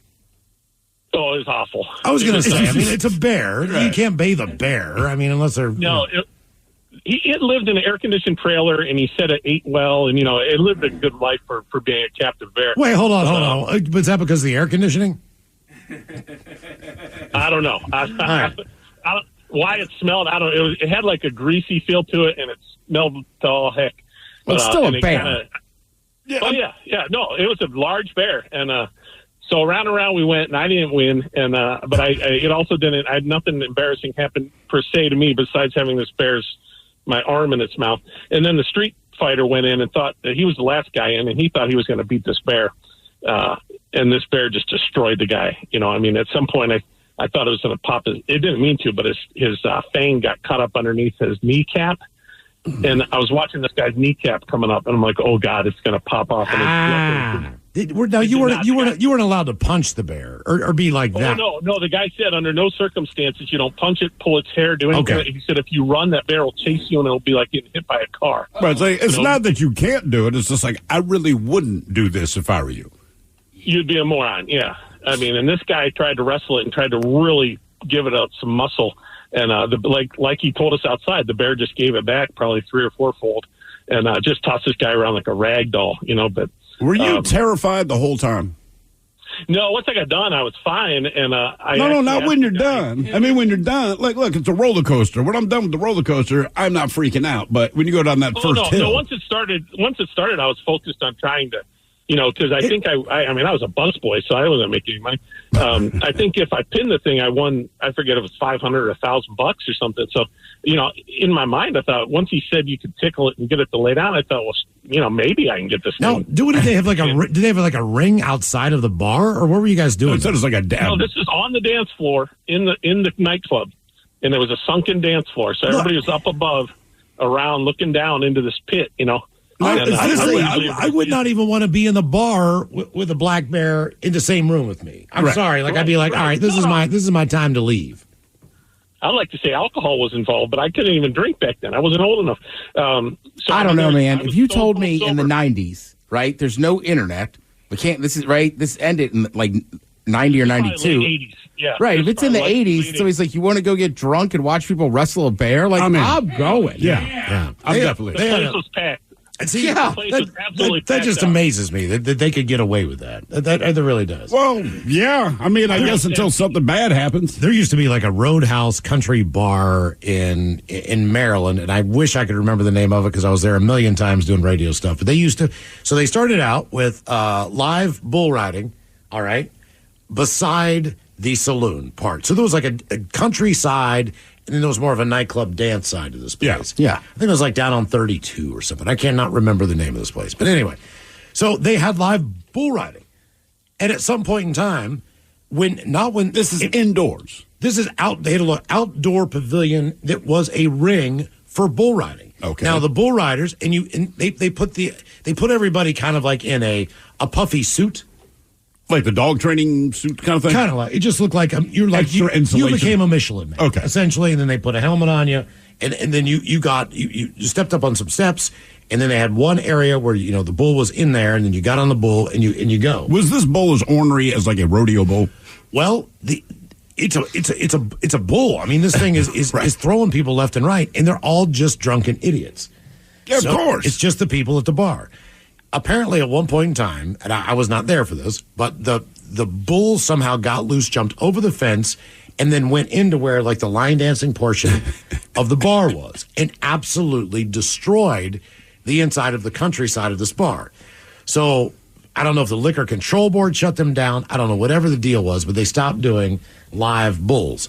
Then they brought in a mechanical bull. Okay. And they changed that whole thing. And so people were allowed to do that. But still, even to this day, it wasn't like a gentle mechanical bull. There was a guy who was running it who was like the same as a carny who could speed stuff up. I mean, he was throwing I think almost all mechanical bulls are like that. Are they? Somebody's got like a little joystick in the back. Oh, okay. Yeah, like once. I thought you just kind of fired it up and it was what it was. Once he saw that you kind of got the hang of what you were doing on He's slow, going to make it more difficult. And he turns up the volume on this damn thing. Right, if a chick's hot, he's going to not nearly be as intense because everyone wants to watch her ride the bull. Yes, they do. If it's just a dude, it's like, let's buck him off. Get out of here. But I don't, or go ahead. No, I was just saying, that was one of the things that we used to love doing, is just going down there, especially with the radio promotions, and watching just the drunken idiots who thought that they could ride a bull. And I mean, I don't even think I saw anybody last 2 seconds, 3 seconds. No. As soon as that gate opens up, man, that thing bucks and people just start going. People are flying. But then they had a couple of clowns in there that were trying to, like protect the person. Yeah, you got to have some protection. Get the bull back into the stall, and the bull, to be honest with you, had no problem backing up and doing it again. Almost like it enjoyed. I hate people. Let's do it. Effing people up. People versus animal never ends well. I don't know to this day if it's true, but my dad, he would always swear halfway through his tour in '69 in Vietnam, R&R. He's in Australia. All right. You got somebody's like, you could box a kangaroo for a free bar tab. Nice. Right? He's in the Army. He's all fired up.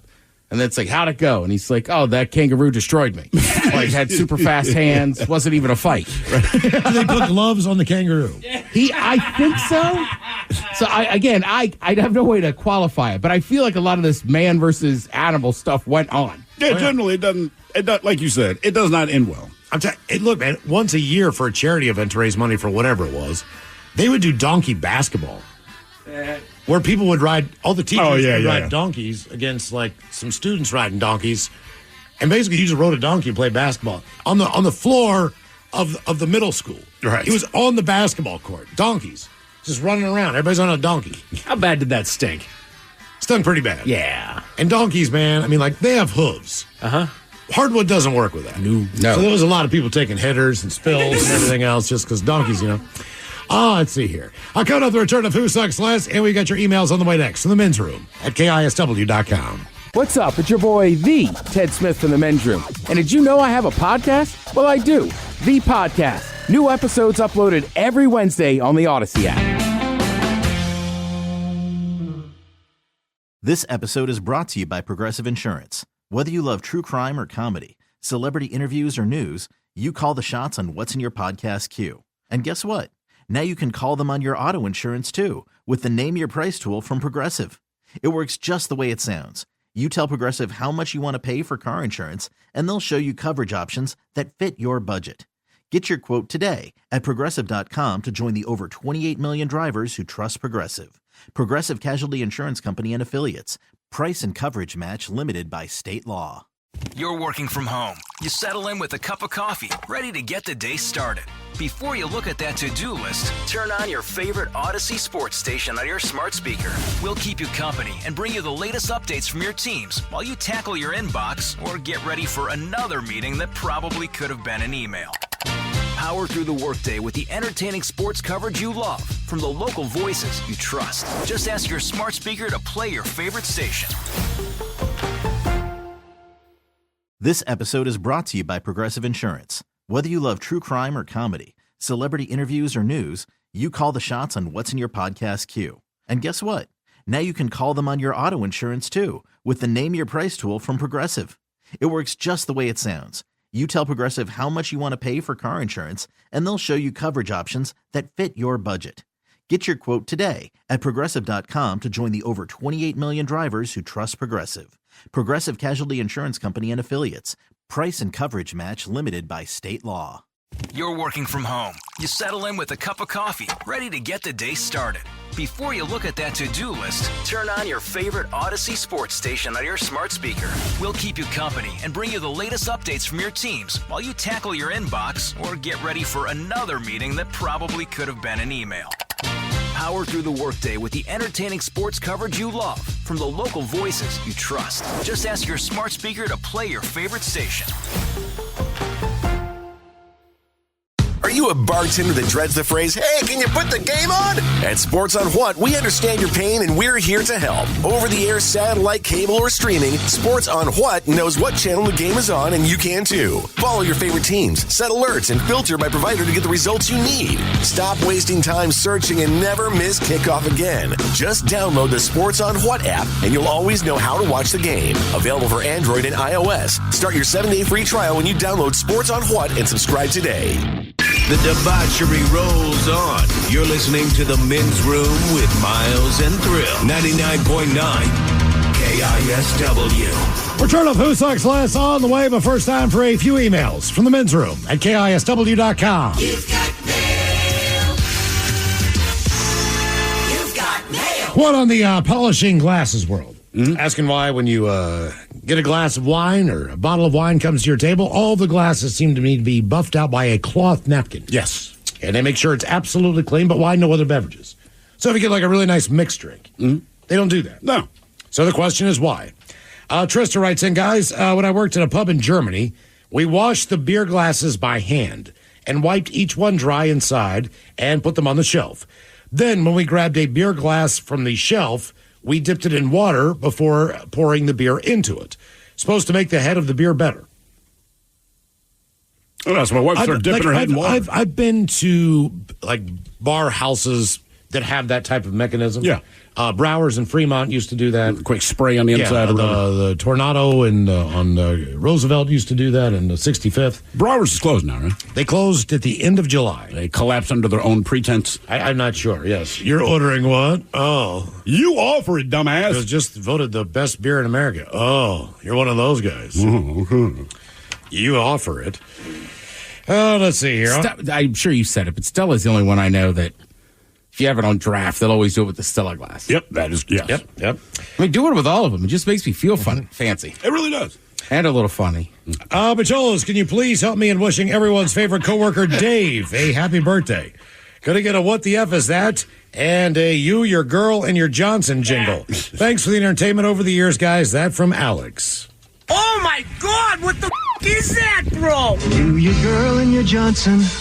I got a text last night from our buddy Keith. Okay. Cool Keith. Yeah. He was at his parents' house on his way down to Portland, and he's telling his dad about that jingle. Okay. He sent me a picture. His dad's like, I got an original Johnson right here. You, your girl, and your Johnson. That is a picture of a penis.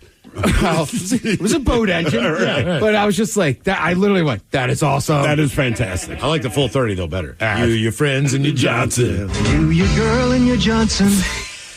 Guys, my brother Meat Stick is turning 36 today. Can we get Miles telling him the meat is burned? Angry Bigfoot yelling at him about his terrible choice in beer and some long farts. Thanks, guys. That from the Angry German Mechanic. The meat is burned. It's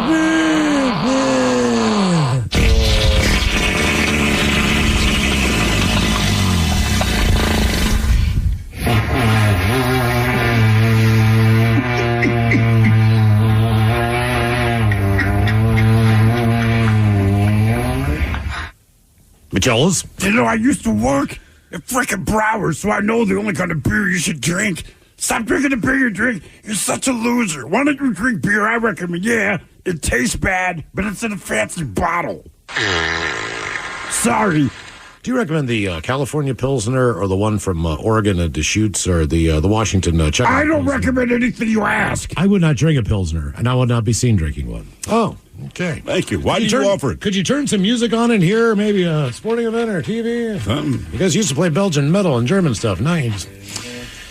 Patrol, today begins my 37th lap around the sun. Can I get the dirty Germans telling my wife what they think is a good way to help celebrate today? Thanks, guys. That from Trucker Matt. Yeah, today you will use your mouth like a diaper, specifically Huggies. Yeah, so while you're doing that, also, I have what I want to say. I'm not sure how to say this. Controls the bullet. Yeah, do what Miles did. Sacrifice your face for a good time. Yeah. Gentlemen, since I doubt any of my lame-ass friends will write in, it's my birthday today, the big 4-3. How about Coach Ted to hype me up? Not for anything in particular, just Ted being Ted. And can I get some dad jokes from Miles? My name is Mike, but mostly people know me as Mikey. Cheers, gentlemen, and appreciate it. All right, Mikey. You just want me to get you fired up. Let's get fired up about the weekend. Yeah. Right? Halfway through the week, I emailed him back, Miles, and said, I'll get you fired up for the weekend. He said, 10-hour work on the weekends. That's the point, son. Right? It's hard to get fired up during the week. You're just going to work. Sure, good employees do it. But, Mikey, not you and I. We're just there to pay the bills. Now, the weekends, fun begins. Maybe getting ready for deer season. Get your equipment together. Maybe you're out in the garage having an animal beer with your boys. Maybe you're watching those Seahawks. All right. There you go, Mikey. Got a few of them for you. You know, guys, I really like hearing chemistry jokes. Oh, yeah? Periodically. You got to make sure you balance them. What is a French person's favorite video game console? A French person's favorite... The Wii. The Wii, yeah. Well done. Wii. Mine, too. What do you call a man with no shins? A man with no shins. What do you call a man with no shins? A shinless banger. Tony. Guys, my girl complains I never buy her flowers. No. Complains, had no idea she sold them.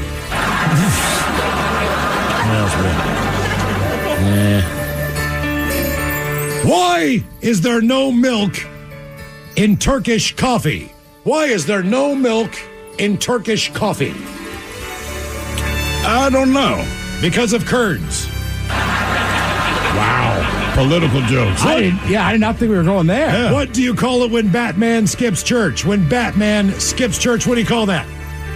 Christian bailing? Boom. Oh, well done, Ted. Yeah. All the dudes and miles. Today I start my 45th rotation around the burning ball.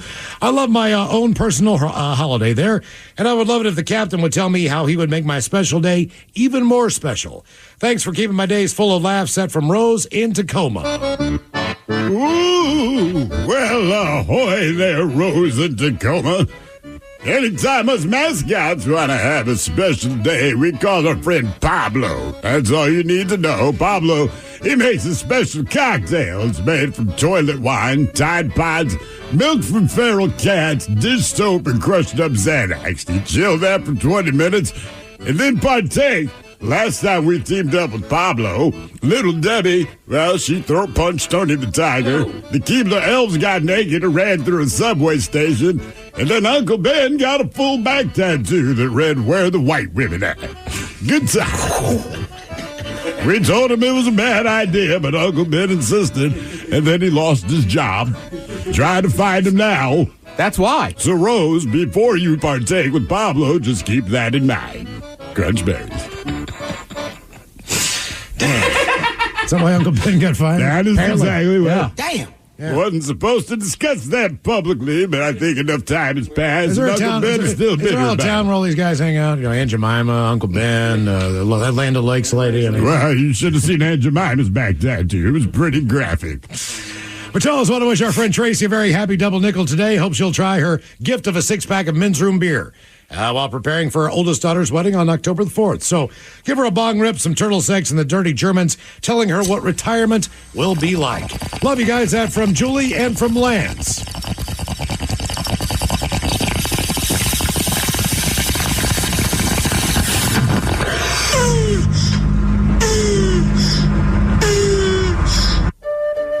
Yeah, I understand that here in your United States of America, retirement usually means that you end up looking for a part-time job to kill time. However, I'd recommend you move to the villages. There's a reason that the STDs are spread around. Yeah, there's only two things people love. Blue pills and not juicy condoms. Yeah. Oh, yeah, it's happy hour with 3. Yeah, they read our entire handbook for how to have a happy life. All right, guys, here you go. Happy, happy, happy birthday. Happy, happy, happy birthday. Happy, happy, happy birthday to you, to you, to you. Ya's a Dirty Germans brought to you by Men's Room Original Sausage. Available through Uli's world famous sausage, mensroomlive.com, and other fine retailers. Schweinefleisch. Got to read one more. This one on the subject of yesterday's question dealing with underwear. Right? Okay. Underwear. Guys, I'm stuck in traffic on I-5, getting close to Seattle, and I had the worst stomach pain I've ever had in my life. I had 2 choices. They were both to go to the bathroom right then and there. I was actually by myself in my truck, and had no choice. I pulled down my pants. I cracked my door open. I grabbed the steering wheel, and while I was rolling forward about 5 miles an hour, I just started pooping on the freeway with cars all around me. I pulled my hat down low over my face so no one could see or take pictures or anything, because that's the first thing that came to my mind, is that I'm going to go viral. But I just sprayed it out of my butt, out the door, while rolling down the freeway with traffic about 5 to 10 miles an hour, holding onto the wheel until everything evacuated my body. It was horrible. I still have nightmares that day. Like, what if I would have slipped off the steering wheel and fell out of the truck under the freeway with my pants around my knees just after spraying a quarter mile down the road? It only went on for about a quarter mile at 5 to 10 miles an hour. So you can do the math. Yeah, afterward, I looked everywhere for anything to wipe. Of course, nothing was there. It was so bad, I had to use both socks and my underwear. And I did have a garbage can in my truck. Luckily, I threw them in there. And then when I got home, I just took the whole garbage can and threw it in the big garbage and never spoke of it until now. Never spoke of it. That from Cassidy. Damn. Now, the men's room wants to know who sucks last? Hey, time for Who Sucks Last. Stephen Thrill, you bring us 3 stories from the news each and every week. They always suck, but it's up to us to determine out of these 3 stories which one sucks the least. Now, if you happen to follow KISW on Facebook, Twitter, and Instagram, the debate is already underway on Who Sucks Last. Yes, indeed. Let's just get to it. Now, you might remember the story from last week, Mike. I believe you brought this one to everyone's attention, but we go to Detroit, where a 45-year-old guy is facing charges after rigging his car with a fake bomb to keep the repo guy away. So police in Harrison Township, Michigan, they say the guy knew his car was about to be repossessed. So he made it look like it would explode if anyone moved it. You see, he put a propane tank in the passenger seat with wires running from the regulator to the car's center console. He strapped a second tank to his driver's side wheel with copper wiring running underneath the car. Then, just to make sure there was no confusion, he also put up a cardboard sign in the windshield that said, "Don't move car, it will blow up." Well, one of the guy's neighbors says he saw him rigging everything up on Monday night and told that guy that basically, and his neighbor said, "Oh, no, I'm rigging it to blow up." So the neighbor called the cops Tuesday morning, and the bomb squad showed up. Now, they evacuated the entire neighborhood for an hour and a half, but it turned out it was not a working bomb. Despite his best efforts, the guy's car ended up being taken away. It's not clear if it got repossessed or if it was impounded by the police. In case you're wondering, he's facing a felony charge for representing or presenting a device as an explosive. He could get up to 5 years in prison for it. Wow. To me, it wouldn't be the end of the world, but you got the entire neighborhood evacuated. Yeah. Although I do like that he included the sign, "Don't move car to blow up." Now we go to a greedy heiress, if you will. She stole the life savings of her elderly mother to buy household luxuries and pamper her 2 dogs. Well, she's been jailed for 4 years. 50-year-old care worker Luana Dowdy, she had already been given $125,000 share of Margaret Trimer's fortune from the sale of their $370,000 family home after she offered to look after her mom when the mom developed Alzheimer's. So she says, "Hey, I'll take her in." But she exploited both her job and her mother's mental condition to download a banking app onto her cell phone so that she could access her mom's account and withdraw over $1,000 at a time. Over one 4-day period, she was transferring $20,000 a day into her own account, and in all, she sold $216,000. Now, she was caught after she bragged to her own son that she was going to put a $60,000 deposit on the house, and then other relatives started asking, "How do you have all this money in your bank account?" Well, it emerged that she spent thousands of dollars on her dogs, furniture, and setting up a dog breeding business. Facebook pictures also showed her enjoying a holiday in India with a male companion. Now, at the time they got to her mother's account, there was only $10,000 left in it.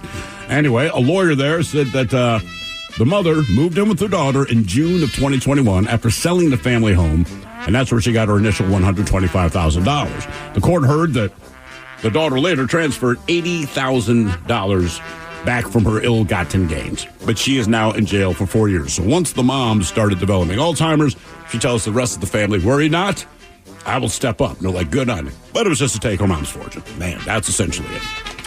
And then finally, we have this story where, money is money, but apparently people care where the money comes from. We go to New Hampshire, where after rejecting an offer from a local church to pay off all student lunch debt, the local school district, the guy by the name of Scott Gross, he's in charge of it, he's instead taking the families to court. So the Goffstown School Board, they approved a policy last year that would allow this guy to sue the families with delinquent debt in small claims court. But at the same time that the policy was approved, Reverend Jason Wells of St. Matthew's Episcopal Church, he offered to cancel the debts. Instead, around 10 families are now being sued by the district. The Reverend said, the Reverend said that he spoke to this guy Gross about the parish's offer to make it an end-of-the-year Christmas gift to the district. And parishioners at the church wanted to pay off all the outstanding student lunch debt at the end of the calendar year. It was estimated to be between $3,000 and $5,000. But this guy Gross, not interested in the offer. Any gift to the district needs approval from the board. And Gross told Wells, quote, I would speak against it at the school board. So even if you go to the school board, I'm going to fight against it. So at the time, this guy Gross said he was concerned that the gift would lead to more families not paying for student lunches. Well, Gross first informed the board at an August meeting that he'd initiated the lawsuits. Gross said many families with that, they ignored multiple collection letters from the district, etc. Quote, I'm talking about well over 6 or 7 letters. We don't refuse kids meals, but some of them have gotten over $1,500. But the Reverend Wells said his parishioners were more than willing to make sure that the debts were in fact paid. There's also cases of children in homes where the parents simply unable to navigate the assistance applications and requirements. And also, a lot of them are just broke. So Wells and the whole church community, they're now raising money to pay the debt for any family in the district that they take to court. And the parish is working on about $950 in debt for families who have, in fact, reached out. But again, the school board, they said, we don't want your money. We want the money from the parents. And they're going to sue them in court. Jesus. Oh, yeah. I don't understand it, but that's the situation going on. So again, we have the guy outside of Detroit put a fake bomb in his car because he didn't want his car to get repoed. One way to avoid getting your car repoed is, well, pay for the car that you bought. We have the greedy heiress who, once her mom started suffering Alzheimer's, brought the bomb into her home and then started siphoning off her bank account. And finally, the school board in New Hampshire, who will not accept money from the church to pay off the debts for school lunches. Right, so it was school lunches. It's school lunches specifically, and they send out like, hey, man, you owe us whatever. That's customary. And if they're families, they probably have more than one child. So they probably have a couple on there. That and look, have debt. The good thing is they'll give the kids lunch. Not all school districts do that. So kudos to them. But this individual guy, like, I don't want your money. So I'm going to sue the parents. He does suck a lot. The woman in the UK, I know her mom had Alzheimer's, but that doesn't change the fact of what she did. And I'm going to go by based on just how much money was in there. So I believe that the woman in the UK sucks the most simply because of the total amount of money that she stole from her mother. You think she sucks the most? Because her mother's going to need some care, and with only $10,000 left, she obviously is not the one to provide care for her mother. Clearly. So she's going to need some money to get some care as she begins to decline. I think the guy in Michigan who strapped the fake bomb to his car to keep it from getting repoed, in this case, he sucks the least. I find him almost comical. I just want to trade who I think sucks the most. I think that school board sucks the most. I agree. Just because, like, where do you care where the money comes from? And also, like, their kids eating lunch. Like, I'll never understand that. And it's a church stepping up to be very church-like and be charitable. Right. You know, I mean, that's the thing. And actually, the Reverend, he had a good quote at the end of it, because the school board, he says, quote, the gospel takes away our right forever to discriminate between the deserving and the undeserving poor. Yeah, and then I'm quoting scripture. The guy in Michigan sucks the least. He's not a smart man. No. I'd be pissed if I'm his neighbor, but yes. I'm saying this out loud to remind the listeners and myself that's the point of the game. So I will see he sucks the least. Okay. Debate continues on Who Sucks Less if you follow KISW on Facebook, Twitter, and on Instagram. Shot of the Day's coming up. You're listening to The Men's Room. This episode is brought to you by Progressive Insurance. Whether you love true crime or comedy, celebrity interviews or news, you call the shots on what's in your podcast queue. And guess what? Now you can call them on your auto insurance, too, with the Name Your Price tool from Progressive. It works just the way it sounds. You tell Progressive how much you want to pay for car insurance, and they'll show you coverage options that fit your budget. Get your quote today at Progressive.com to join the over 28 million drivers who trust Progressive. Progressive Casualty Insurance Company and Affiliates. Price and coverage match limited by state law. You're working from home. You settle in with a cup of coffee, ready to get the day started. Before you look at that to-do list, turn on your favorite Odyssey sports station on your smart speaker. We'll keep you company and bring you the latest updates from your teams while you tackle your inbox or get ready for another meeting that probably could have been an email.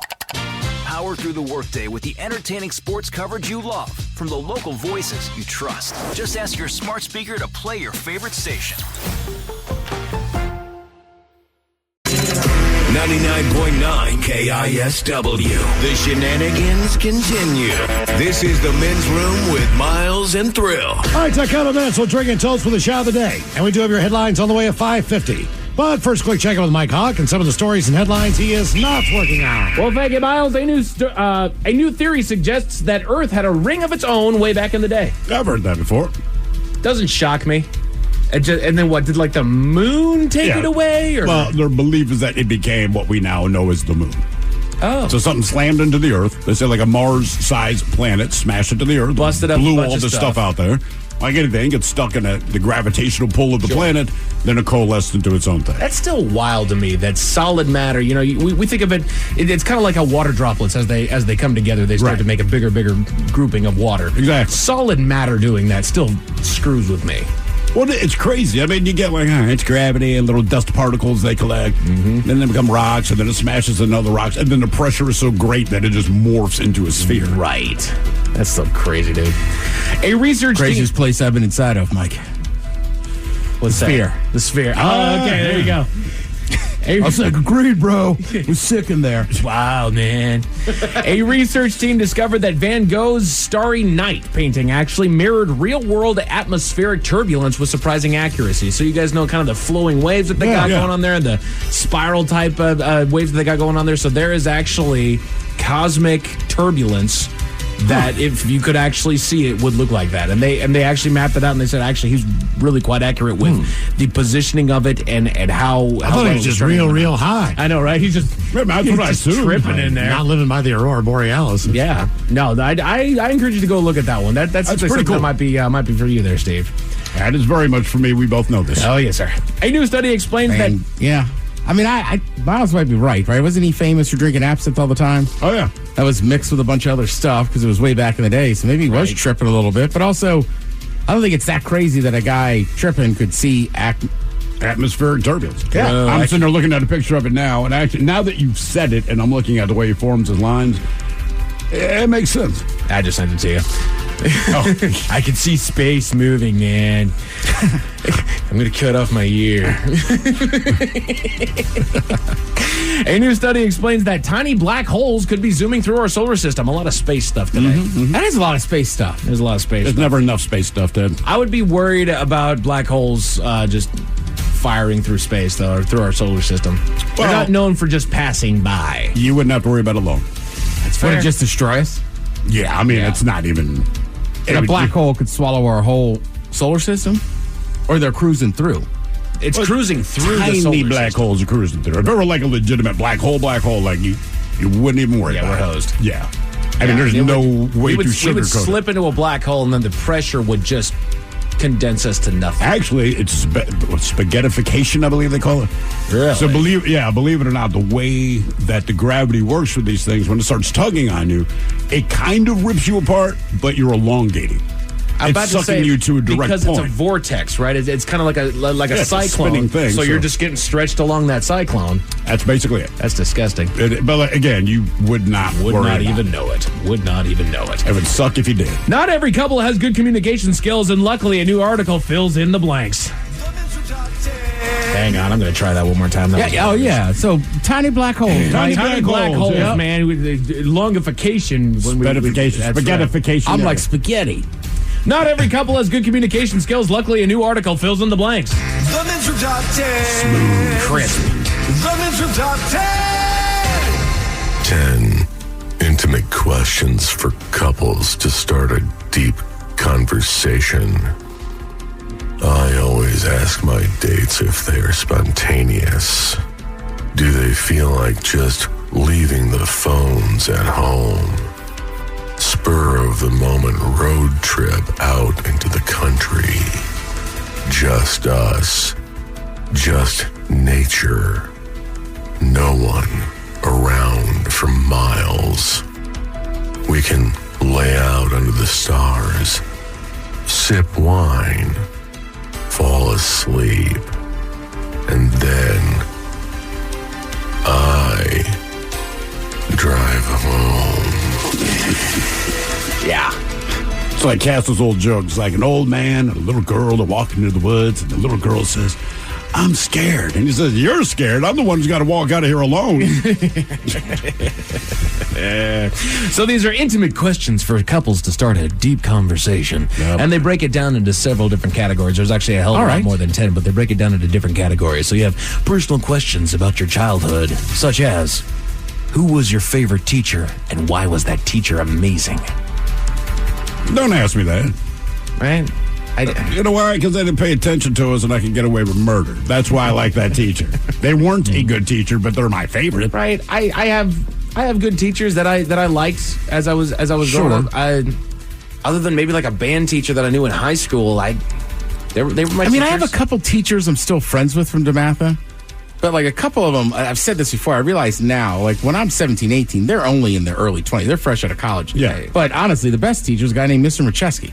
He taught history and what do we call the advanced history for years. But you've never seen somebody more animated. Hell yeah. You know what I mean? Like he would jump on the desk and act like he's like fighting in a war. I mean, it was awesome. To this day, almost every DeMatha guy would be like, oh, Macheski, he was the man. I had a Spanish teacher that got really, really involved. She was really easy to learn from and really easy to be in her class. Okay. She was a ton of fun.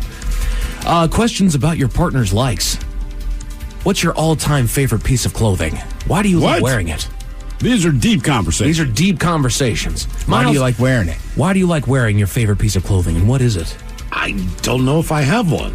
I'm trying to think on top of my head. Is this style? I never or even just thought about a Fishbone specific shirt? t-shirt. See the deep conversation we're getting into? Mm-hmm. I do. I might go with just a hoodie. I love wearing a hoodie. I mean, some other ones are like, what was your happiest birthday ever like?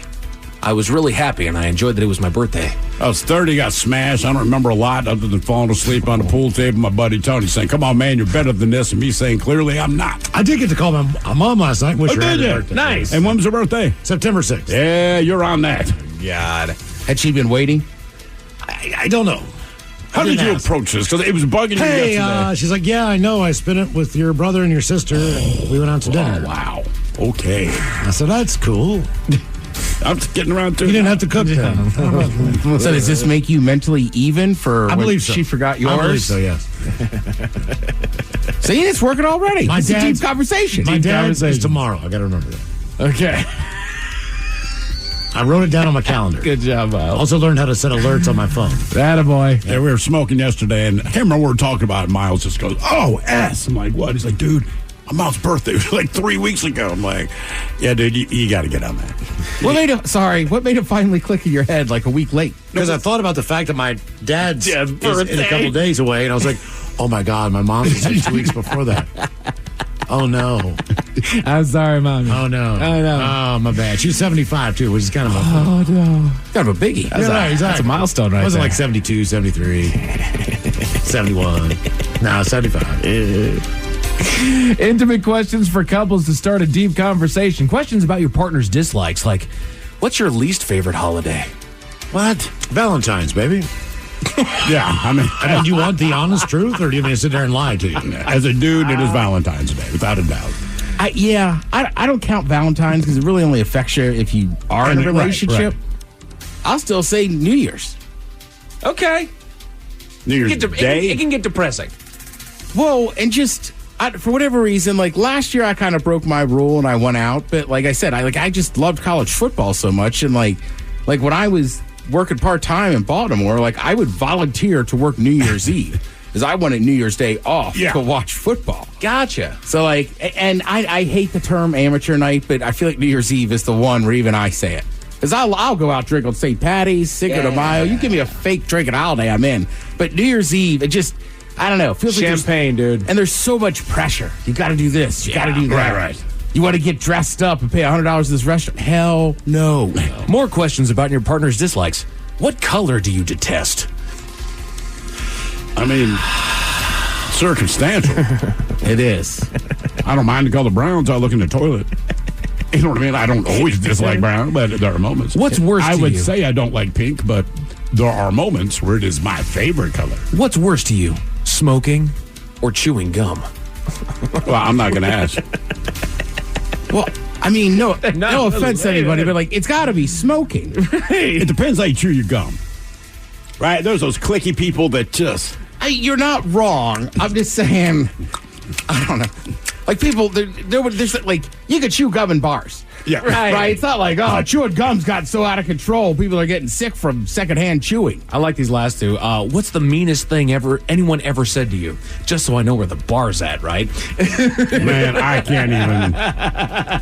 Like I'd have to use words you might not even have heard before, but yes.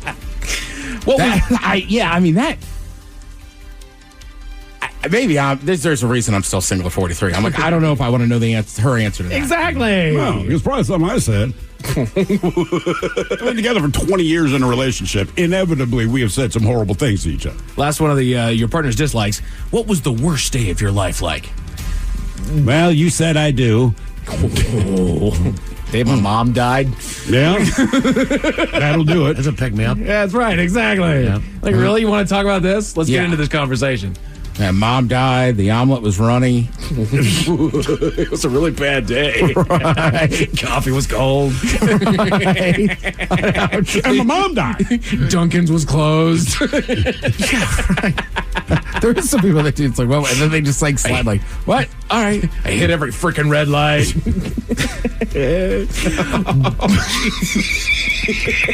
Oh, by the way, bonding questions about sex and intimacy. Ask these so you can love them the way they want to be loved. It actually says that. Again, these are intimate questions for I'm couples. glad to start it said that, and you did not improv that line. I actually feel I have more respect for you. How do you really feel about foreplay? Look, you do it right. It's awesome. What kind of question is that? Come on. Like, what do you feel about pizza? If it's a good pizza, I like it. Do you have a secret you would only want to share with me? No. Absolutely not. No. Bonding questions about sex and intimacy. How do you think your parents' relationship shaped you? Ew, man. Take your clothes off, baby. You said, what is this category again? This is bonding questions about sex and intimacy. Well, Why would my parents come into that? I watched how my dad run his hands on my mom. Yeah, I mean, I think your parents' relationship could have an effect on your relationships, but not in the bedroom. Right. That's not what do you think my fair. parents are doing, man? God. What about that sex? Get in the room, Steven. Take notes. Do you think you can really stay friends with an ex? Why are we talking about this? Who's your ex that you're friends with? Correct. That's what that How means. long was the relationship? I mean, you could be cordial. They do also... Yeah. And you can see how people interact. Sure. You're not going to be jerks to them, but we're not going to hang out no more. Again, these are intimate questions for couples to start a deep conversation. These are important questions about family. Which member of the family makes you feel the most comfortable? Hell, I don't know. What's the biggest disagreement you ever had with your family?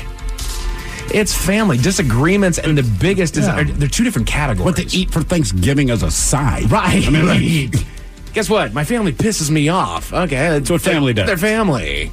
And generally, like, kind of like in Who Sucks Less, the biggest real issues you're going to have in family generally is when one of the parents passes away, and there's a large, and it doesn't have to be large. There's a sum of money, amount of money that needs to be split up. They could have $4, and if you got 3 other siblings, somehow there'll be a fight about it. Yeah. Do you have anyone in your life who you consider family, even if they're not biologically related to you? Well, yeah. Sure. If I do, you know. Right, you've probably met them. Right. They're coming around a lot. These are not questions that guys ask. No. I'm sorry. Not one of them. This is not conversation starters for dudes. Well, we should. That's how we were going to make it deeper. Yeah, but then you're stuck in the conversation. Is he dating anyone? Part of the reason we don't ask is because we don't care. It never came up. I know he's got a new driver. That's right. How come you don't have an answer to this question? Because nobody asks me this crap, dude. I don't think they ask. No. Because they wanted me to know that You spent 4 hours in a golf cart together, and you don't know if he's dating anyone. They have they have questions, deep questions about values. If a friend ever betrayed you, would you forgive them? Well, maybe. What did they betray? If it's big enough to warrant the word betrayal, probably not. Yeah. I mean, I'd forgive them, wouldn't trust them again. Yeah. I say it all the time. Like, people, you don't see it be a big thing, forgive and forget. I go, no. I'm big on forgiveness. Don't forget. Because if you forget, it'll happen again. It's almost like they have a history repeat that song. Yeah. What's the best way to go about improving the world? I'm a radio producer. Stop asking questions. Would you feel comfortable lending a family member or friend a lot of money? Asking for a friend. No. No. I can't fathom why my brother would ask me for money. But I guess if he really needed it, I would help him out. But that would be some strange circumstances. There are those family members and there are those friends that you will lend money to because you know that you are lending them money, as Ted likes to say. There's other family members and other friends that you're just giving them money. Well, also, that's the thing. If you ever lent, just don't expect it back. And then let's end on this one as far as intimate questions for couples to start a deep conversation in the category of fun questions about your relationship. What can I do to make your world feel safer? Stop talking like that. That'd be the first Get your butt in the ring. Who's responsible for this? This is, so it's on MSN.com, but somebody's got to have made this list. Good housekeeping. Yeah, shut up. People, my God. They don't ask these questions. These questions eventually come up in conversation. Well, say any one of those, inevitably, through the course of your relationship, you find these things out. Right. Oh, I love this shirt. I hate this color. How do you stimulate deep conversation? You have light conversation. You have the small talk that nobody likes. I actually read a book last year, or if not this year, that was basically the art of small talk. Nobody likes small talk for a reason, because it's tedious and nobody gives a damn about the answers to small talk. However, it opens the door to have these bigger conversations. Right. So get through that crap. If you're in a relationship and you're still small talking, there's something wrong. That's right. If you're in an intimate relationship and you're still, how's the weather today? You're not in a relationship. Hot enough for you? You guys are just banging and you're hooking up. A man in Pakistan is going to great lengths to ensure the safety of his daughter, Miles, and I'll tell you all about it at 5:50. All right, headlines are coming to the 5:50. In the meantime, let's get a contestant on the line for Profile. That's a 206-803-ROCK. Have we made it to drinking time? This episode is brought to you by Progressive Insurance. Whether you love true crime or comedy, celebrity interviews or news, you call the shots on what's in your podcast queue. And guess what? Now you can call them on your auto insurance too with the Name Your Price tool from Progressive. It works just the way it sounds. You tell Progressive how much you want to pay for car insurance, and they'll show you coverage options that fit your budget. Get your quote today at Progressive.com to join the over 28 million drivers who trust Progressive. Progressive Casualty Insurance Company and Affiliates. Price and coverage match limited by state law. You're working from home. You settle in with a cup of coffee, ready to get the day started. Before you look at that to-do list, turn on your favorite Odyssey sports station on your smart speaker. We'll keep you company and bring you the latest updates from your teams while you tackle your inbox or get ready for another meeting that probably could have been an email. Power through the workday with the entertaining sports coverage you love from the local voices you trust. Just ask your smart speaker to play your favorite station. Introducing Instagram Teen Accounts. Automatic protections for who can contact teens and the content they can see. Learn more at instagram.com/teenaccounts. This episode is brought to you by Progressive Insurance. Whether you love true crime or comedy, celebrity interviews or news, you call the shots on what's in your podcast queue. And guess what? Now you can call them on your auto insurance too with the Name Your Price tool from Progressive. It works just the way it sounds. You tell Progressive how much you want to pay for car insurance, and they'll show you coverage options that fit your budget. Get your quote today at Progressive.com to join the over 28 million drivers who trust Progressive. Progressive Casualty Insurance Company and Affiliates. Price and coverage match limited by state law. You're working from home. You settle in with a cup of coffee, ready to get the day started. Before you look at that to-do list, turn on your favorite Odyssey sports station on your smart speaker. We'll keep you company and bring you the latest updates from your teams while you tackle your inbox or get ready for another meeting that probably could have been an email. Power through the workday with the entertaining sports coverage you love from the local voices you trust. Just ask your smart speaker to play your favorite station. Hey, anyone know what channel the game's on? We know. Download the Sports on What app today and always know how to watch the game. Satellite, cable, or streaming. Sports on What knows the channel the game is on, and you can too. Subscribe today to start your 7-day free trial. Sports on What? We know. Somebody out there deserves to be recognized. and the men's room knows just who it is. So to you, we say, bottoms up, sailor. You're the toast of our shot of the day. Drink time it is, and as usual, we head to the Drink Gas Can, Steve at Thrill Hill, to find out who we're toasting. Yes, indeed. And today we toast Mr. Ken Wilson of somewhere in California. Now, impressively, Ken has lived in the same apartment for 18 years. And as best we can tell, he's good with his money, or the least, he's very aware of his spending. Case in point, he always kept an eye on his electric use. Even bought a device to track how many watts his appliances give off, so he can track his daily energy consumption down to the exact number. I actually have a friend who does the exact same thing. Damn. And it just said it's been amazing for him how much money he saves. Anyway, Ken was trying to keep his costs down, but cutting back didn't seem to change his bill. He eventually called his utility company, PGE, and they sent out a worker, and that worker did confirm there was a problem. Turns out his apartment, for the last 18 years, was linked to the wrong meter. So he'd been paying for other people's bills for the last 18 years. PGE, they did apologize for, quote, any inconvenience. No word if they plan on compensating him. 18 years he's been paying for his neighbor's freaking electric. He had no idea. Went through all these things to cut back on costs. Never worked, and they're like, oh, yeah, the last 2 decades you've been paying for the apartment next to you. Which was a 2-bedroom, and his was a 1-bedroom. Yeah, I mean, right? You do all this math. So yeah, he had like the smallest unit in the whole entire apartment complex. Oh, yeah. But they did say, I did read the end of it says they were looking into the matter and were going to give him his money back that he... They are going to compensate him. Right, but they did not say what they were going to do to the guy who paid under. Well, I mean, what can you do? Like, it's not his fault. It's not his fault. He got his bill, didn't know. and he did not know. Yeah, I'm paying the bill you gave me. All right, well, let's drink. So we pour this booze and we drink this booze because we think it's yummy. Yummy! So over the tongue and down the throat to party in our tummies. Down the hola bijola. The men's room presents Profile This. And Steve at Thrill Hill, could you please tell everyone how Profile This is played? Oh, I sure can, Miles. It's a simple game where we share with you a real-life news story, something that happened right here on planet Earth. Earth.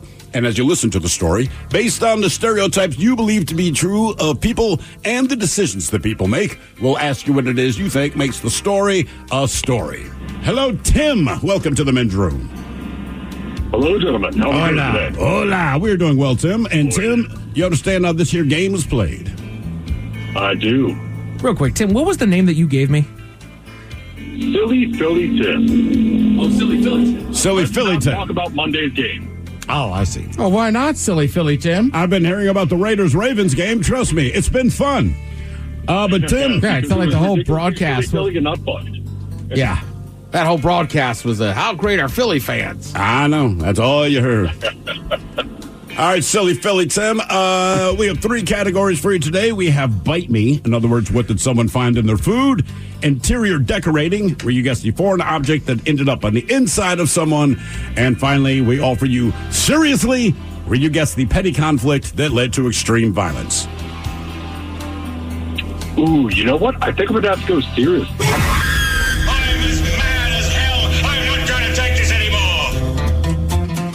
All right. Also, for the record, Mike, you're the only one that didn't grow up on the East Coast. A man named Silly Philly Tim. That's setup. Don't fall for it. Okay. But, yeah, correct. Right. Tim's been in a couple scraps in his life. He ain't silly. Been there, done that. It's okay. We move on. Yeah, it's condition of living in Philly. We get it. We know, man. All right, Tim, here's your story. A DeKalb County man, he suffered serious injuries after another man stabbed him with a butter knife during a quarrel over something stupid. Javon Owens, 23 years old, is charged with first-degree attempted murder following the stabbing. Northwestern Medicine Kishwaukee Hospital staff reported a stabbing victim to the police. A witness told police that Owens and another man were arguing over something trivial. But the witness said she tried to put herself between the two men to de-escalate the argument. argument, but Owens pulled out a butter knife and swung it over her shoulder, striking the other man. Now, the witness said that she told Owens to leave, to cool off. Now, she brought the victim to the hospital. The man was transferred to a Chicago hospital to undergo further treatment after he suffered 5 stab wounds. The victim told police that he and Owens got into an argument. Owens pulled out the butter knife. The victim began throwing punches at Owens, and the victim told police he didn't even realize he'd been stabbed until he became lightheaded. The victim did suffer lacerations to the left side of his hip, lower left back, right armpit, back of his right shoulder bone, and the right side of his collarbone. When police asked the victim if he believed Owens would kill him, the victim said, quote, "Yes, 100%. Anyway, a judge there cited Owens' violent criminal history and his inability to follow court orders. You see, Owens was on probation for a different crime at the time of the stabbing. Quote, "The defendant is only 23 years old and has pleaded guilty to 2 crimes of violence, has 3 crimes of violence pending, all occurred in the last 18 months. Anyway, if convicted, he could face anywhere from 30 to 60 years. Now, the question is, what argument led to the butter knife stabbing? Were they fighting over a sex toy? Were they fighting over peanut butter and jelly? Were they fighting over a stolen Hot Pocket? Or were they fighting over body odor? So a sex toy, a PB&J, a stolen Hot Pocket, or body odor? Well, ironically, it sounds like you could put all of those together and it would be the same answer. However, I will go ahead and say that it was a sex toy. Sex toy for Tim. I'm going to go Hot Pocket. Yeah, he's right, by the way. What's had that? this peanut butter and jelly sex toy. Ended up in a Hot Pocket, but the odor was terrible. We might as well just create a new line of products right now. No, right there. Hot Pocket. You know what? I'm going to go with Miles. You want a Hot Pocket? Hot Pocket. Hot Pocket. Actually, you know what? I changed that. It's been a very sex toyish week. Maybe there's a theme. Theme week. Theme week. What was this argument over? A sex toy, PB&J, Hot Pocket, or body odor? We'll find out next. That was a tease. This episode is brought to you by Progressive Insurance. Whether you love true crime or comedy, celebrity interviews or news, you call the shots on what's in your podcast queue. And guess what? Now you can call them on your auto insurance too with the Name Your Price tool from Progressive. It works just the way it sounds. You tell Progressive how much you want to pay for car insurance, and they'll show you coverage options that fit your budget. Get your quote today at Progressive.com to join the over 28 million drivers who trust Progressive. Progressive Casualty Insurance Company and Affiliates.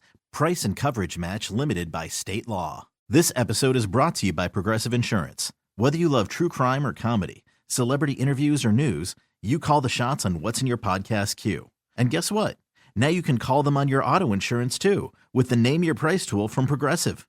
It works just the way it sounds. You tell Progressive how much you want to pay for car insurance, and they'll show you coverage options that fit your budget. Get your quote today at Progressive.com to join the over 28 million drivers who trust Progressive. Progressive Casualty Insurance Company and Affiliates. Price and coverage match limited by state law. You're working from home. You settle in with a cup of coffee, ready to get the day started. Before you look at that to-do list, turn on your favorite Odyssey sports station on your smart speaker. We'll keep you company and bring you the latest updates from your teams while you tackle your inbox or get ready for another meeting that probably could have been an email. Power through the workday with the entertaining sports coverage you love from the local voices you trust. Just ask your smart speaker to play your favorite station. 99.9 KISW. We return to the men's room with Miles and Thrill. Categories brand new and seriously on profile. Let's get a man was stabbed with a butter knife of all things after an argument over something stupid. Was the argument over a sex toy, a PB&J, a Hot Pocket, or body odor? And Tim, that is the very question that we posed to you, my friend. And let's see here. Tim, you agreed with D. Ted Smith. Yeah, you went with the sex toy. Ted was pretty sure that we had theme week. Is that sex toy week? Yesterday was a sex toy. Yesterday was, in fact, a sex toy. A PB&J or a Hot Pocket. Hot Pocket. I don't know what you guys are doing in Philly, Tim, but I like it. I like it a lot. We're doing good stuff right there. Clearly. Miles, you went with the old Hot Pocket. I did. All right, then. It was not a Hot Pocket. It was, in fact, a peanut butter and jelly sandwich. Oh, it was? It was. That's why the butter knife was close by. Oh, that makes sense. Okay. All right. Now, for all TV news all the time, it's time for TV Time with Ted. And now, because your pathetic life is confined to countless hours in front of a talking box, the Men's Room presents TV Time with Ted. It was right there. Butter knife. All right. Your choices today, you have Stephen Colbert, the Jimmys, Fallon Kibble, Seth Meyers, writers, or Ted Smith.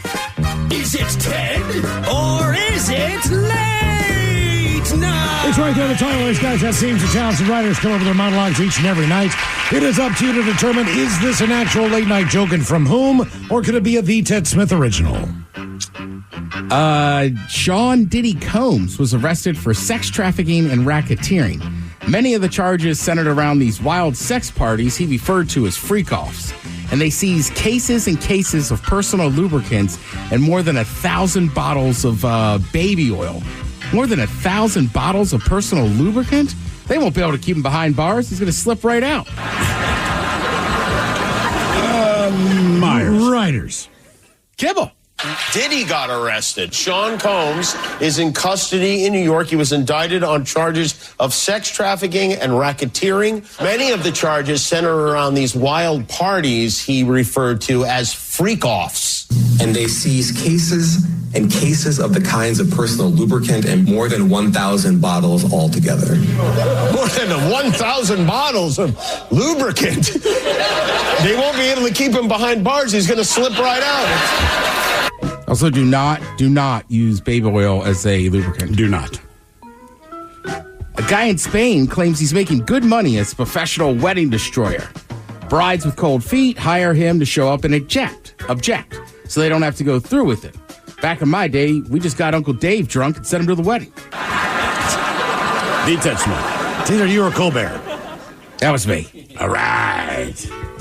I couldn't go with Jeff. We use Uncle. I feel like we throw around Jeff too much. These are conversations you don't know Mike and I have. I said, Mike, we need an uncle's name. Well, there's a formula to comedy. It's a very balanced formula that we work on. Still never seen it. All the weddings I've been to. I'd love to. Chipotle's new guac robots can peel your avocados in 26 seconds. The machine can cut, core, and peel avocados. They call it the Autocado because that sounds better than the Layofatron 5000. That's Colbert.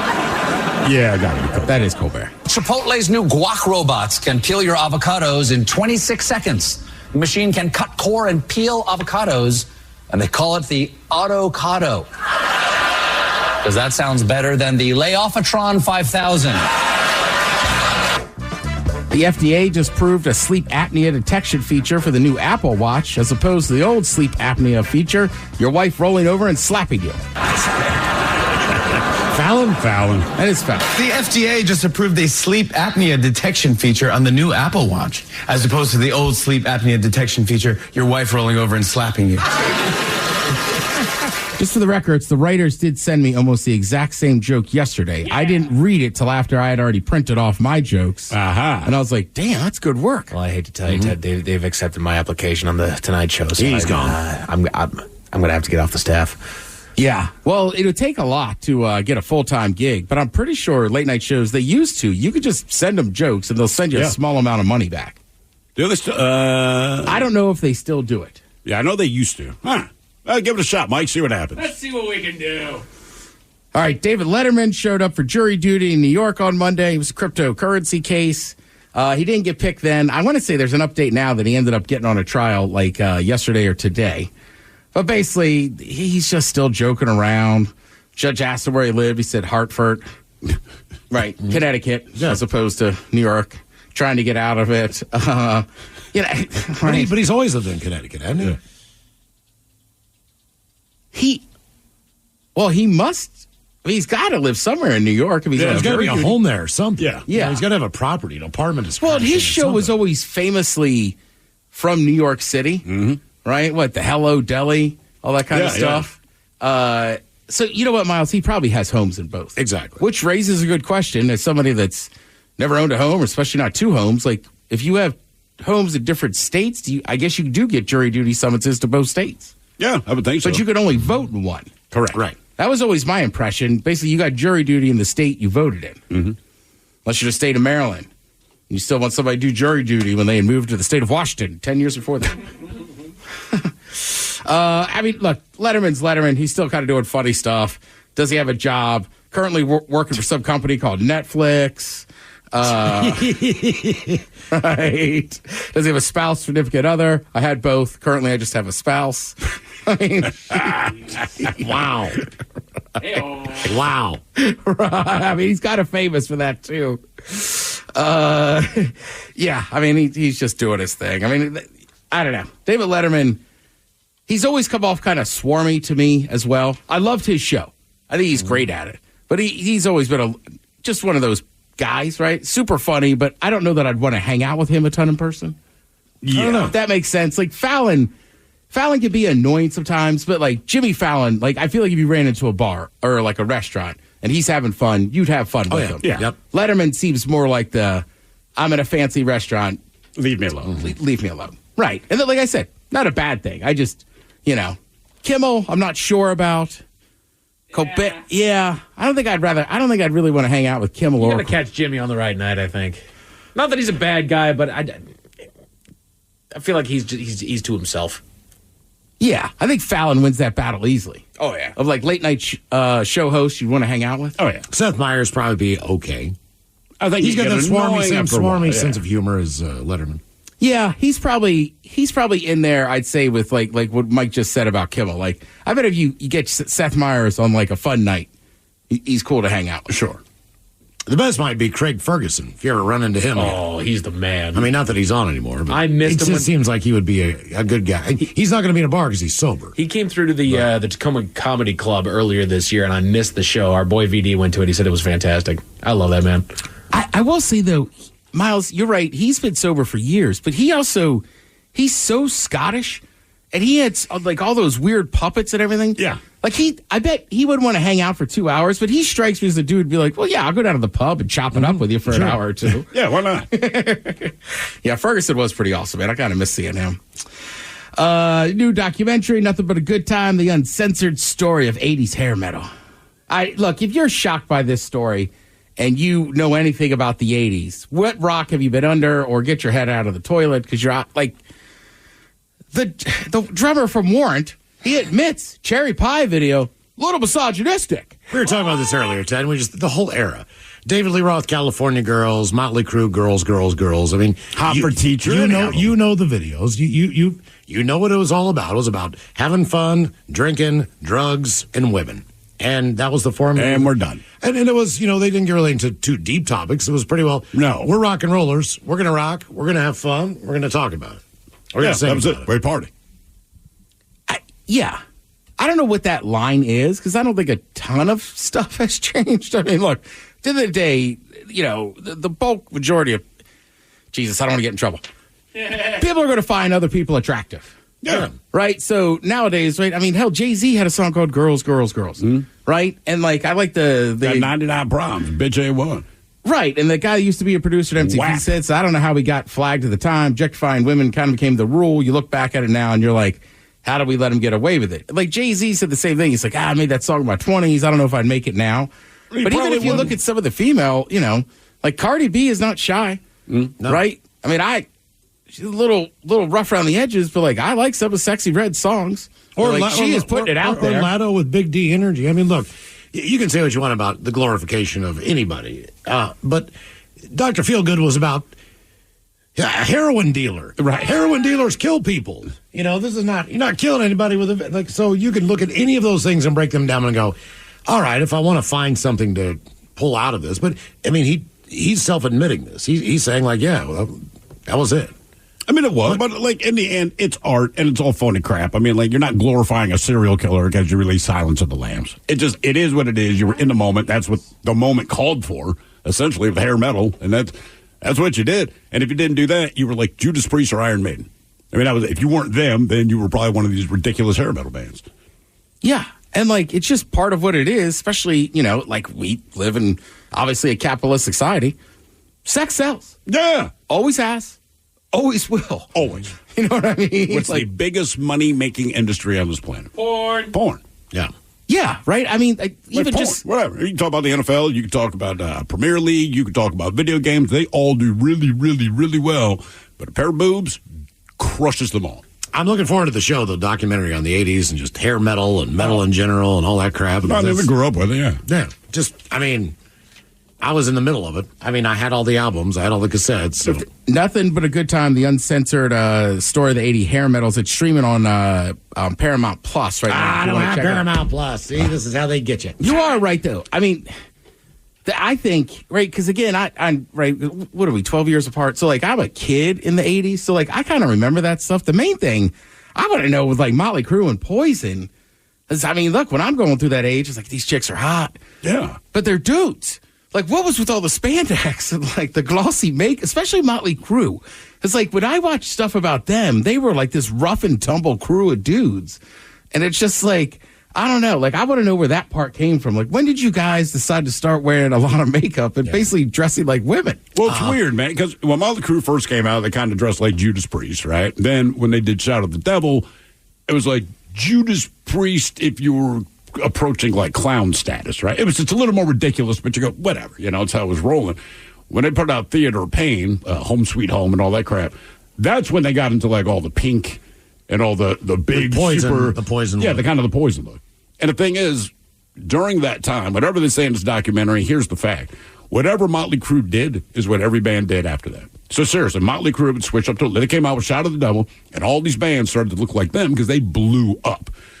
Then they put out Theater of Pain, and all these bands, they got rid of all the black leather, and they started wearing the pink, and that's when you got your Warrants and your Poison. Well, they started. Then They were ripping off Judas Priest. They're all in leather. But then they put out for love Girls, right? And now you're wearing like biker stuff, and every band converted to biker stuff. It was crazy, but everyone would wait for Motley Crue to drop an album, and it was more about what their look was going to be, and every hair metal band followed. It kind of started with Theater of Pain, probably around that. Yeah.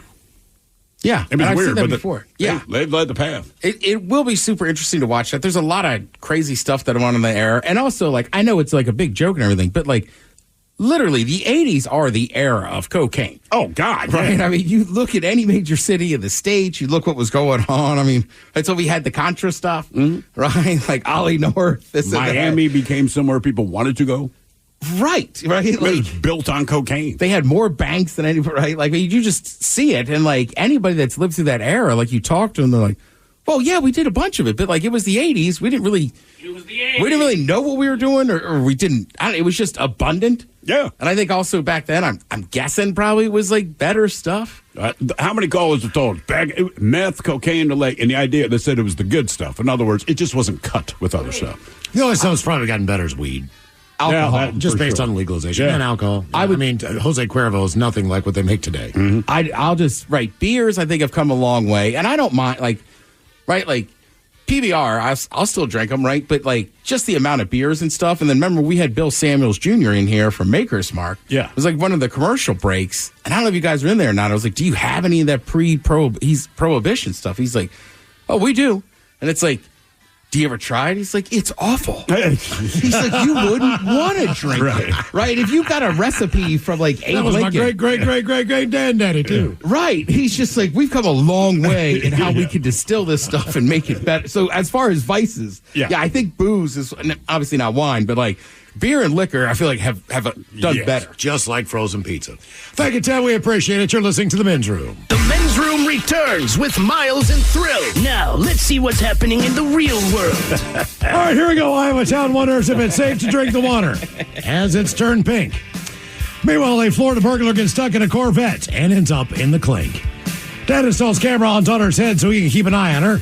The return of an extinct giant, a millipede, not what I would prefer. And a Florida snake wrangler wins $10,000 in cash. It's time for your headlines. Now, it's time to hit the headlines.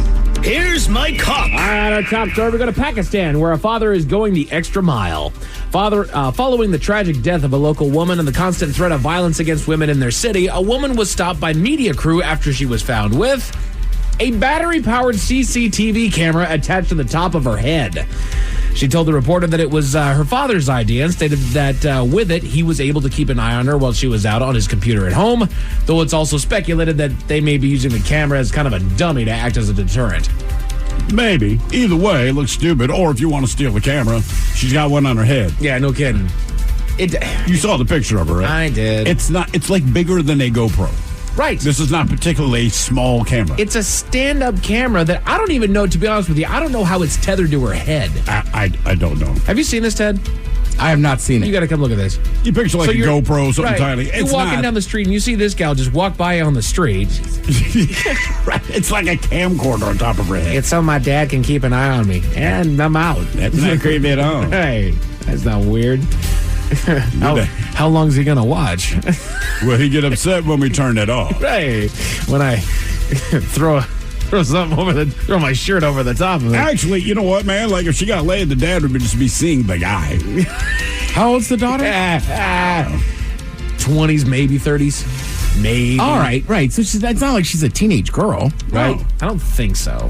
I don't believe so. I don't believe so either. How old was this gal? It might actually say how old she was. Doggone it, Ted. You ask me things I don't know the answer to. Nope. We should look that up. Yeah, but we did, and it proved fruitless. Yeah, I mean, look, either way, that is just strange. Yeah. And there's, like you just said, I'm just repeating what Thrill said, there's so many tiny cameras. There's so many video You're getting videoed all the time. Which... ask that executive from the Commanders. It's like, right, that girl wasn't wearing a camera on her head. Right. In other news, the Florida Fish and Wildlife Conservation Commission just held their 2024 Florida Python Challenge, in which contestants are tasked with going out in the wild to wrangle as many Burmese pythons in the area as they can. Doesn't that just sound like a good old time? More than 700 competitors descended upon the area for the 10-day challenge, and the winners have been announced. In total, more than 190 snakes were caught during the competition. All Burmese pythons? Oh, yeah, with the grand prize winner collecting 20 of them. 20 of those 190 was one dude, bringing home the $10,000 jackpot. Damn. Officials say that the competition not only removes the animals from the area, but also takes the opportunity to bring awareness to the impact that they have on the local habitat and the wildlife. Since 2017, more than 14,000 snakes have been successfully caught and relocated. Jesus. I mean, they're an invasive species. Yeah. Somebody just dumped them in there. As they relocated where? At the incinerator? They've been relocated. That's where I was going to go. Like, do we care? Right. Kill them. Or give them to zoos, reptile house, whatever. A couple lucky ones go to the zoo. The rest, you're right. They're an invasive species. There's a lot of them. Like, Did they go back to Burma? Right. If it's an invasive species, like we relocated them. It's like, well, no matter where you put them, it's an invasive species. There's no shortage of Burmese pythons.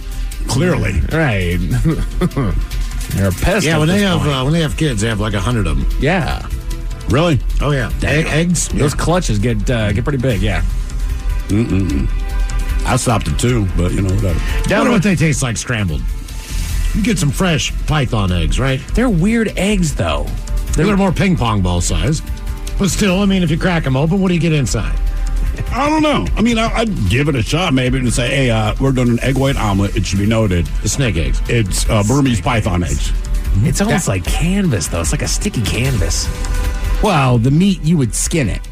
But we're saying the eggs. The egg. Yeah, the egg itself doesn't feel like a chicken egg. Oh, my bad. I thought we were using chicken eggs and then we're putting the python meat in it.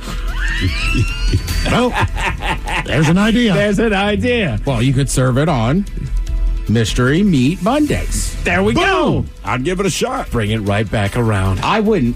I would, but I wouldn't want to know again that it's snake. I want the head chef at some point during this fall to bring us the snake egg lineup for breakfast brunch. No. That's why I only eat at those restaurants. That's right. That's right. By the way, somebody makes a good point. They say Burma is now Myanmar. That is a strong point. We need to let these pythons know. They've been here in the States. They have no idea. That's right. They're just lost. What would you call that? Are they Myanmar pythons? Right. Myanmarian pythons? Are you Myanmarian? Myanmarios? Myanmario. There you go. It's like waking up after a coma for 30 years. That's Luigi's biography. Me and Mario. Somebody here wants to let us know. I have 10 pythons. You cannot eat the eggs. Is this by trial and error? I'm about to say cannot or should not. Should not, yes. Okay. I mean, it's like glass. You can eat it. I can shove it down my gullet. Doesn't mean it's a good idea. Down the road to Miami, where criminals catch themselves. A man went back to his Corvette after enjoying a nice breakfast to find a man sitting in his car. He had a short chat with the man who informed him that he was stuck inside the car and asked if he could help him out. The man informed the intruder that he was the owner of the car and that they would be waiting until police arrived before he would be set free. The story goes that the man did the unthinkable and attempted to steal the Corvette, managing to sneak in while the owner was at breakfast. But unfortunately for our thief, he was unaware that the systems of the car don't operate if the key fob gets too far away. So my guess is this guy snuck up behind him after he got out of the car, was able to kind of use the proximity to be able to unlock the car and get into it. By that time, he got too damn far away, so then the car locks, and now he can't do a doggone thing in there. It won't start. The door doesn't open. Although there's a manual lock underneath the seat. I read that part of the story. He didn't find it. How would you know that? I never even heard of that before. Because we don't own a Corvette. That's and they're not going to share that with most people. The one thing I enjoyed was the quote from the car owner when he walked up and the guy asked him for help. Yeah. It was something to the equivalent of, because I remember he used to term brother. He's like, this is not your car, brother. This car is mine. This car's mine. Yeah, you were getting no help today. And to pile onto what you said there, Miles, if I had locked myself in my own Corvette that needed the mechanical systems, I would assume they're not stupid. There's some way to escape out of here. What if it's one of those badass Corvettes with the engine in the back, like the new ones? It's Florida, so it's either that or it's like a 76. It's Miami, so you know it's got to be money. Yeah. That might be the 10. I don't know. That's a special one. Men's Room Sports, your Seattle Mariners. Damn. Oh, I thought about you last night. We were done the podcast. It just kept coming to. Yeah, I turned it on and I was like, oh, it's a whooping. Oh, the first inning was just like, you got to be kidding. Oh my God. They dropped the first game of the series against the Yankees last night in a brutal 11-2 loss. Holy God.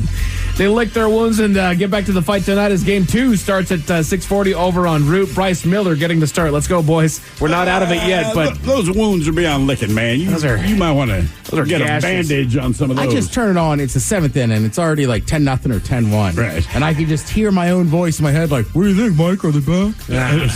Only 2.5. He's like, it's only 2 games back. Like, all right, maybe we'll start believing again.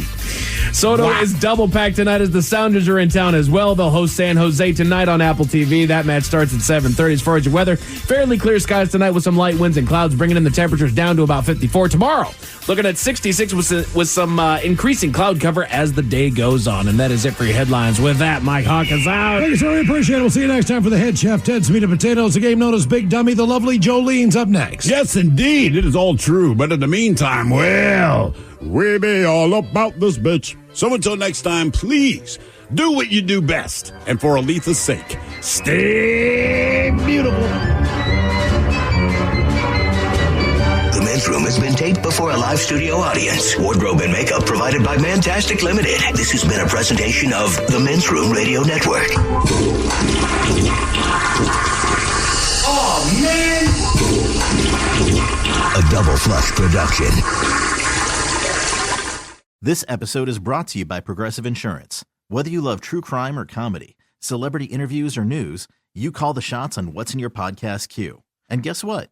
Now you can call them on your auto insurance too with the Name Your Price tool from Progressive. It works just the way it sounds. You tell Progressive how much you want to pay for car insurance, and they'll show you coverage options that fit your budget. Get your quote today at Progressive.com to join the over 28 million drivers who trust Progressive. Progressive Casualty Insurance Company and Affiliates. Price and coverage match limited by state law. You're working from home. You settle in with a cup of coffee, ready to get the day started. Before you look at that to-do list, turn on your favorite Odyssey sports station on your smart speaker. We'll keep you company and bring you the latest updates from your teams while you tackle your inbox or get ready for another meeting that probably could have been an email. Power through the workday with the entertaining sports coverage you love from the local voices you trust. Just ask your smart speaker to play your favorite station.